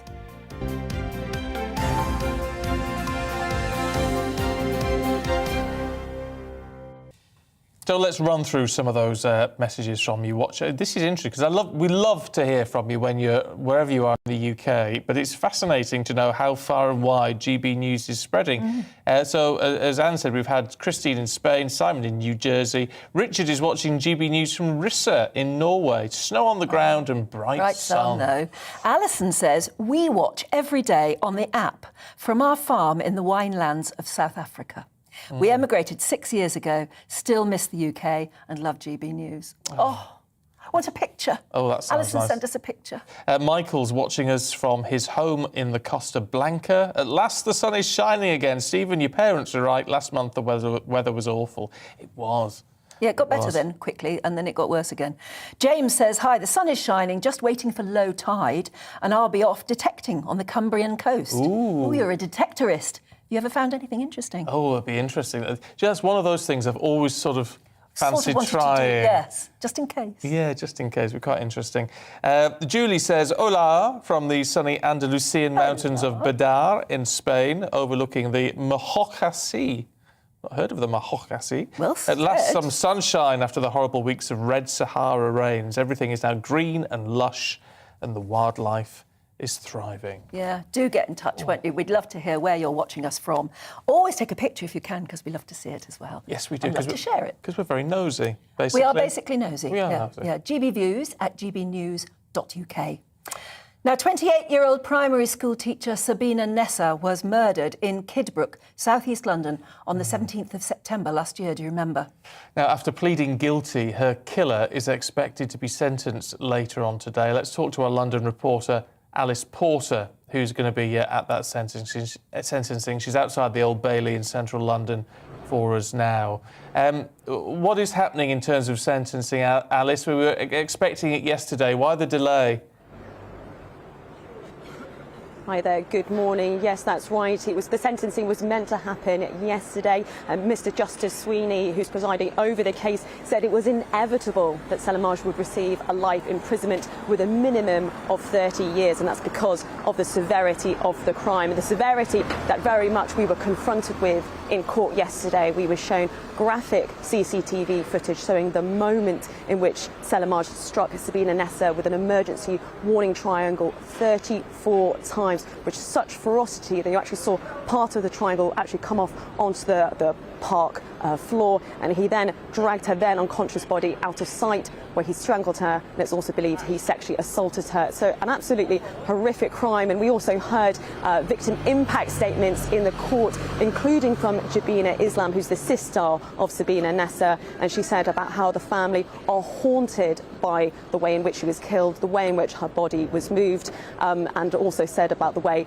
that he did not engage with the police, did not answer questions, and Selimaj did not turn up in court yesterday. There was also a testimony read up from Lisa Williams, who's the head teacher of the primary school which Sabina Nessa worked at, and she said children will always be tormented by the fact that their teacher was so brutally murdered. So I think it gives you a sense there of how emotional it was in court yesterday. There were a lot of tears that were shed from the family as they were confronted with some of the horrific evidence. It was a very emotional day in court, but I hope today there will be at least some sense that justice will finally be served for the murder of Sabina Nessa.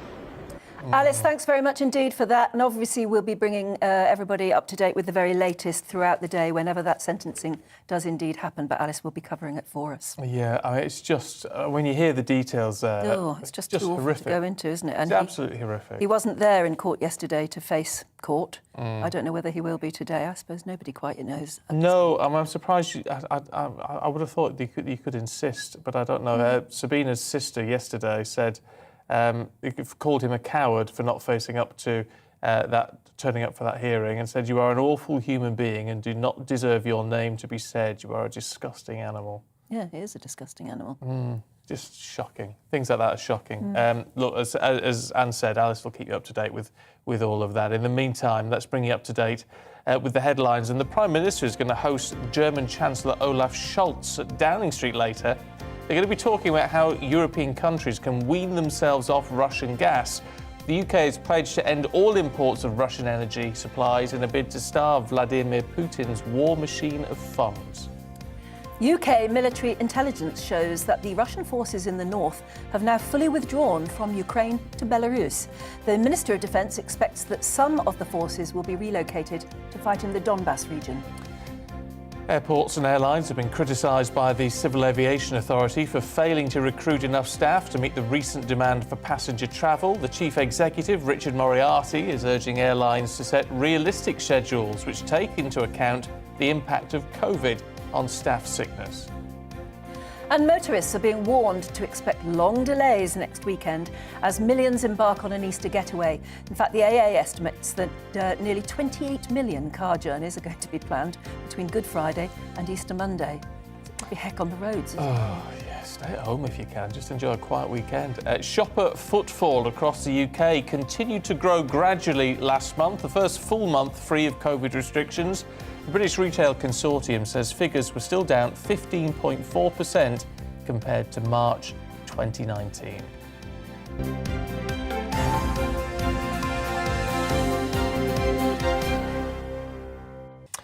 Let's talk about the getaway then, should we? Because it's Easter weekend next weekend. Yeah, next weekend. It's going to be very busy. The getaway is going to start any time from now, isn't it? Yeah, and it's not good news if you're thinking of getting on a plane. Hundreds of thousands of Brits are planning on jetting off on holiday today as many airports gear up for what is the busiest weekend of the Easter break.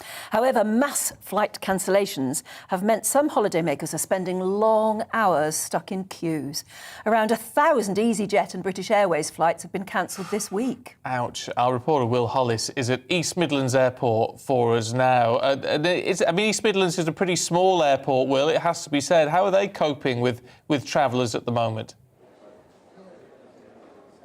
Yes, well, you can see behind me there is a bit of a lull in between the flights that are going out from East Midlands Airport today. I'm told that this is going to be the busiest day of travel so far since the pandemic began, about 5,000 people departing from East Midlands Airport today. But as you can see, there aren't those long queues, there aren't those waits for baggages, and that's because I'm told that simply they're not having the same staffing problems here at East Midlands Airport. There are no EasyJet flights that go from East Midlands Airport, so they're in this sweet spot in the industry. But I have been told that if there is those COVID outbreaks, those difficulties, it won't take too much to see some of those same problems that we're seeing at Manchester, Birmingham, and Heathrow. It is, of course, one of the busiest weekends of travel so far. Many people going away on Easter holidays, departing from airports just like this one. And a lot of people over the next couple of hours are going to be arriving here for flights to places like Alicante, Budapest and Barcelona. Really excited, but probably really worried. So the advice that we're hearing from East Midlands Airport is to check your timings, to be aware of the different restrictions, you know, things like how much liquids you're allowed to take on a plane, if any. I think a lot of people have been stumped by the problems with hand sanitizers, expecting to come, be clean and be safe, but then being stumped by the fact that they're actually taking a liquid that they'd forgotten they weren't allowed to take on a plane. So the advice here is to be prepared and know what you can do when you are at the airport to avoid any of those long delays. Yeah, it's funny though, isn't it, how the airlines and airports sort of throw the burden of all of that organisation onto us. I can't understand why they are so badly staffed at the moment when they knew Easter was round the corner and they knew that people would be raring to go again now that COVID restrictions had been eased. I mean, they can't just blame us, the travellers, all the time, can they? It's not fair. Yes, so East Midlands Airport is part of the Manchester Airport Group. So the Manchester Airport Group obviously runs Manchester Airport, where we're seeing most of these problems. It also runs Stansted and, of course, East Midlands Airport. And a lot of the problems that we're seeing there, they've been described as unacceptable in Manchester. We're not seeing those same problems here, but Andy Burnham, the Mayor of Manchester, has said that he's been behind a bit of a campaign to get things fixed there. He said it's going to be a couple of weeks, certainly, that they're going to be seeing these problems, but he has promised more staff and more real-time travel updates. But it seems to be a bit of a problem that the Civil Aviation Authority is warning people that they are going to see long delays in many airports. Right now, you're not going to see any delays if you got here nice and early at East Midlands, but throughout the day, as those 5,000 passengers come through, 20,000 this weekend, and over the whole Easter period, 250,000 people coming in and out of this airport as they come back and go towards their holidays. It could be a situation that changes quite rapidly, much to the detriment of a lot of travellers, but that doesn't seem to be the case right now at East Midlands. OK. Will, thanks very much indeed. I have to like East Midlands Airport. You have to pick your airport, don't you? Some airports have got a rotten reputation. They must be run badly and always end up with queues at times of the year when they should know how to deal with them. Yeah. If you are going away anywhere, early. Just head there early. If you have to hang about there, it's better than... Well, better than what? Better than hanging about anyway. But just get plenty of time, I think, is the way forward. It's my sister. We were facing long queues on, and my sister said, "You've just got to go into the zombie zone. You know, just stand there and not care. Just remember that you are sooner or later you're going to be there on your holiday and enjoying it. But you just have to put up with the awfulness of being stuck in a queue for ages and ages. Yeah, just travel light, I say. Yeah, very frustrating, but say, keep calm. Yeah, keep calm and carry on. Yeah, what else can you do? Look, stay with us here on Breakfast. Coming up, Stephanie Tecci, our showbiz queen, is here with all the very latest gossip. Hello, a very good morning to you. I'm Ada McGivern from the Met Office. A cold start out there, frost and ice fairly widely, but there'll be some sunshine and it'll be a day of sunny spells and showers for many of us.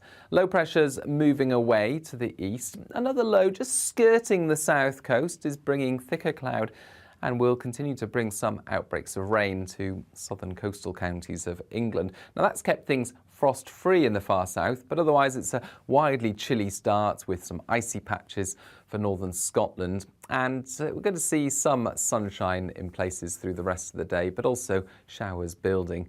And those showers will continue to be of a wintry mix, so rain, hail, sleet at lower levels, snow over the higher ground, particularly for North Wales, Northern England and Scotland. I think 8 or 9 Celsius for Manchester, Newcastle, 12 Celsius in the south of England, colder still for the north of Scotland, where we'll continue to see a brisk wind from the north. We'll continue to see showers coming through on Friday night, 1 or 2 showers elsewhere, but otherwise, once again, widely clear skies and plummeting temperatures with a widespread frost, some slippery surfaces around first thing Saturday, and a chilly start for all of us. But Saturday looks less windy and less showery. In fact, for many places, it stays sunny throughout much of the day.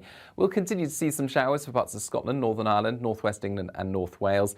But the further south and east you are, the brighter and drier it will be, with temperatures rising, and 11, 12 Celsius in the south will feel quite pleasant with light winds and the strong sun at this time of year. 8 or 9 degrees there for Manchester, for Newcastle, for Glasgow. Not feeling quite as pleasant as it turns cloudier through the day with a few showers around. Sunday looks dry and bright for most of us, and it's going to turn milder during Sunday, Monday and into Tuesday.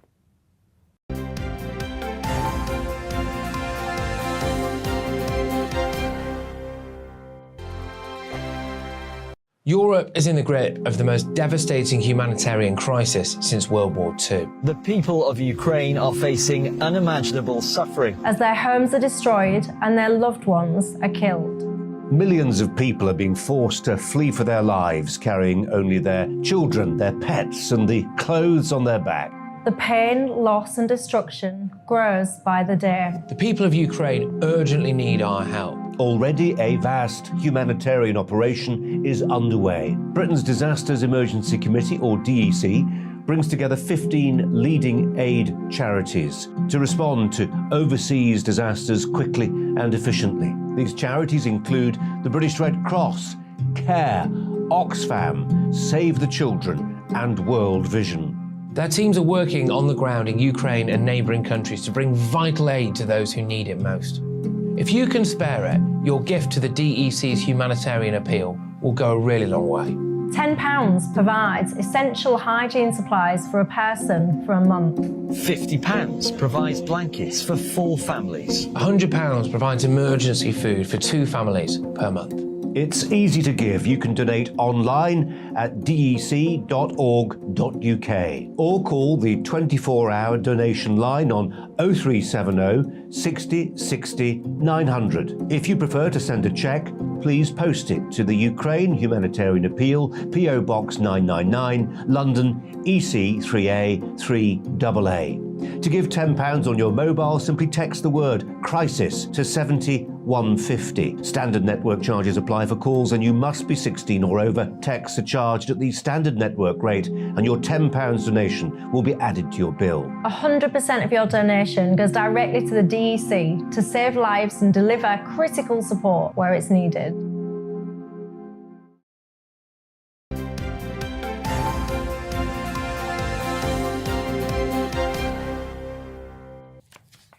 Morning, it's 9:17. This is Breakfast with Stephen and Anne on your TV and your radio. Just want to throw one quick view in before we talk showbiz. Yes. It's Agnes. Morning to you, Agnes. Voice of common sense. Yes. Because this is exactly how I think. How many of us complaining about Sunak's wife's tax situation would make use of any loophole we could find to avoid paying tax? Yeah, I think we would. As long as it's legal. It is totally totally legal. He's just done anything wrong. Then I think most of us, nobody wants to pay tax, do they? But some people make a very interesting point that if he did become Prime Minister, the First Lady of this country is non-dom, which would be interesting, wouldn't it? That would be odd. Yeah. Anyway, we shall see what happens with all of that. Yes, but there are lots of odd people around, and the person who knows all about them is Stephanie Tatchie, who's with us now. Because the world of show business just keeps throwing oddities up at us. It really does. And some very rich people indeed. Too much rich people. They need to donate to us mere mortals. I think so too. Had enough of them. That'd be Actually, nice. I haven't. No, I'll be out you of haven't. business otherwise. Well, you would rather. Can I just... Brooklyn Beckham. Yes. He's getting married. Yeah. Yes. He's only I just know, he's been only a little born. boy. No, he's only 23, and the papers and Showbiz is going wild because they're saying it's going to be the wedding of the decade. I'm like, he's a 23-year-old. What has he got? Because obviously, remember Victoria and David's wedding was quite a big thing. It was a bit, in my eyes, a bit chavvy, but this wedding... It was a very Hello magazine. Yeah. Or OK magazine. I felt like it was more OK than Hello, but hey. Sorry, but no. Brooklyn's going to be getting married this weekend to a Hollywood actress called Nicola Peltz. And guys, she is quite wealthy. She comes from a billionaire family. So you can imagine these two have had to sign prenup after prenup. Have they? Yeah. Because her father, Nelson Peltz, is an American businessman and he's worth £1.3 billion. And the wedding's going to be taking place in their estate in Florida, in Palm Beach. And it's going to be a star-studded wedding. We've got You got the Sunaks going, are they? No. They're going to be arriving for the reception, apparently. Yeah. But we've got Snoop Dogg, who's going to be the DJ, and rumour has it Prince Harry and Meghan will be going. Obviously, their neck of the woods as well. And you've got actresses like Eva Longoria. But it is going to be a family affair because the Brooklyn's brothers are going to be his best man, and then also Harper's going to be a bridesmaid as well. Right. It'll be very fashionable, won't it? It will be. Fashions will be stunning. And apparently the bride is going to be wearing Valentino, so it's going to be all eyes on what dress she wears. It's the prenup that worries me. Well, there must be prenups all over the place from both sides. Definitely. Because he's worth a fair bit too, isn't he, Brooklyn? Just on his own. The papers are having a field day because they're he's going to be the pauper in the marriage because, David and Victoria are worth about £340 million and this girl's worth $1 billion. 1.5, so yeah. Peanuts, then. Blimey, so much money going around. I just don't understand, because I would never get married with a prenup. What, you'd be too romantic? Yeah, I just think it's like... it's like, well, planning if it doesn't work. Money. Yeah. You don't know. No, I don't. Tell us more. Take us out. Oh, no. But if you're worth, 300 million or whatever, 1.5 billion, you're going to have your parents, for a start, are going to say you must protect that money. Totally. And all of the legal advice will be too. So I wonder how you actually sit down, given that they're in love with each other, how you sit down and talk figures. They're very young. I'm all for puppy love, but I'm like, things change and, who knows? Hopefully it works out for them. Yeah. Hopefully wish them the best for the marriage. Yeah, because one thing you would say about the Beckhams, particularly, we don't know her very well, but the Beckhams have brought up their family in a very sort of, I know very they're strong family. They really have, yeah. So maybe it's just trickled down to Brooklyn. He proposed to her, so he must be ready to settle down. And I guess as a celebrity kid, you kind of grow up quite quickly as well. I suppose. Mind you, it's nowadays it sounds very young. I mean, everyone used to get married at 17, 18 and all that, didn't they? Not that many decades ago. 23 does sound young, but, maybe that's good. They'll start off, with a clean slate, as it were. But I tell you what, The Crown. There's news about The Crown, and this is really exciting, actually. I'm obsessed with The Crown. Watch all the series. I can't wait for Series 5, but today I was getting really excited because news has come out that after we've got 2 more seasons, Season 5 and Season 6. But after those end, reports have come out today that Peter Morgan has been offered £500 million to work on 5 prequels of The Crown. So we've got the stories now of the Queen, Prince Charles, Diana, and all the current contemporary royals. But this is going to be focusing from Queen Victoria's death onwards. So, right through... all the abdication and all that. Yes, the abdication. The crisis, the rise of fascism in Europe and stuff. So it's really going to be going into the stories before the royals. And a lot of people saying it's quite a breath of fresh air because at the moment, with these kind of episodes that have been coming on, everyone's like, it's controversial, it's too fabricated. So now I feel like it will be less controversial and more historic, and knowing that them, the way they look into the little stories that maybe we've never heard before. That's what they'll be doing, isn't it? And it's making it fun for a new audience. I know a lot of people who actually know about royal history due to The Crown. So that will be exciting. And Peter Morgan said he's well in advance into it. So £500 million they're going to spend on that is a lot. And it's 5 prequels, so... It has to be one of the most successful TV franchises there's ever been. Worldwide, from UK, US, Australia, everyone knows about The Crown. And we love it. Wow. And actually, the knock-on effect to the monarchy, the British monarchy, must be quite something as well. It's made good or bad? Well, good, really. Do you think? Even that, yes, because the more you talk about them, it brings out. There's no such thing as bad news, and even if some of it's controversial, it's making countries all over the world talk about our monarchy. Well, sorry. No, I was just going to say no such thing as bad news. I don't know if Will Smith would agree with you. Well, he created it. Today's the day, isn't it? Yeah, so today's Judgment Day for Will. So it's kind of died down this week. It's been all quiet following the big slap 2 weeks ago, but now today the Academy are going to decide whether Will Smith keeps his Oscar. So it's a board of 54 members, a majority of women, and reports at the moment have been saying they've been split on whether he will keep his Oscar or not. Well, because former members of the Academy who've since been disgraced, like Harvey Weinstein, for instance, they haven't had to, or Roman Polanski, they haven't been forced to give their Oscars back. No, and so if they get Will Smith to give back this Oscar, it's going to raise a lot of questions, to be honest. I think it's more harm than good, them taking that Oscar away from him. Unless, I mean, could they, within all this, review, like, the Weinsteins and the Polanskis at the same, and just say, right, we're just taking the Oscars off all of these people? Well, is it a little too late? You know, well, probably. Weinstein's in prison. Polanski, God knows where he is. So it's it'll be a bit too late for that. And maybe because right now Will Smith is in the news cycle, it might look good to take the Oscar, but... you know, he's already resigned from the Academy. There's other ways which I feel he's like... He's not said anything about the Oscar, has he? No, he hasn't. He's kept very quiet, and apparently, rumours has it he's gone to a retreat to kind of heal from anger the situation. management. Yeah, and we've not really heard a great deal from Chris Rock yet, have we? Is he still planning to do a discussion about it? Yeah, he is. God knows when. But I really do feel like there will be that big interview at some stage from either actors or both of them together. Yeah, Oprah's already put in the bids already. Gonna make it happen. Oh, that would be something. Stephanie Tetchy, it's always a joy. Love, love, love. Thank you very much indeed. We'll see you tomorrow, won't we? I will be here bright and early. Lovely, look forward to that. Will Smith. Oh yeah, when we find out what's happened, yeah. But we're back at 6 o'clock tomorrow, but stay with us as Tom Harwood has the briefing in just a moment. Hello, a very good morning to you. I'm Ada McGivern from the Met Office. A cold start out there, frost and ice fairly widely, but there'll be some sunshine and it'll be a day of sunny spells and showers for many of us. Low pressure's moving away to the east. Another low just skirting the south coast is bringing thicker cloud and will continue to bring some outbreaks of rain to southern coastal counties of England. Now that's kept things frost-free in the far south, but otherwise it's a widely chilly start with some icy patches for northern Scotland. And we're going to see some sunshine in places through the rest of the day, but also showers building. And those showers will continue to be of a wintry mix, so rain, hail, sleet at lower levels, snow over the higher ground, particularly for North Wales, Northern England and Scotland.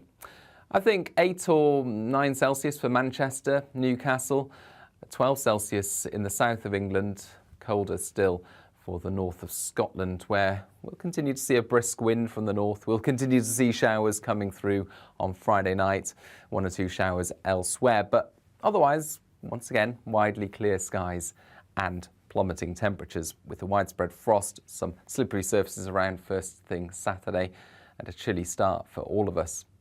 But Saturday looks less windy and less showery. In fact, for many places, it stays sunny throughout much of the day. We'll continue to see some showers for parts of Scotland, Northern Ireland, North West England and North Wales. But the further south and east you are, the brighter and drier it will be, with temperatures rising, and 11, 12 Celsius in the south will feel quite pleasant with light winds and the strong sun at this time of year. 8 or 9 degrees there for Manchester, for Newcastle, for Glasgow. Not feeling quite as pleasant as it turns cloudier through the day with a few showers around. Sunday looks dry and bright for most of us, and it's going to turn milder during Sunday, Monday and into Tuesday.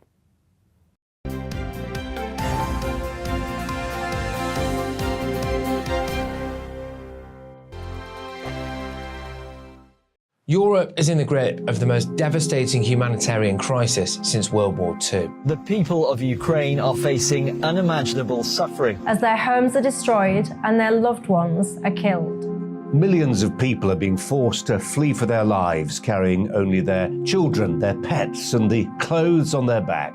The pain, loss and destruction grows by the day. The people of Ukraine urgently need our help. Already a vast humanitarian operation is underway. Britain's Disasters Emergency Committee, or DEC, brings together 15 leading aid charities to respond to overseas disasters quickly and efficiently. These charities include the British Red Cross, CARE, Oxfam, Save the Children and World Vision.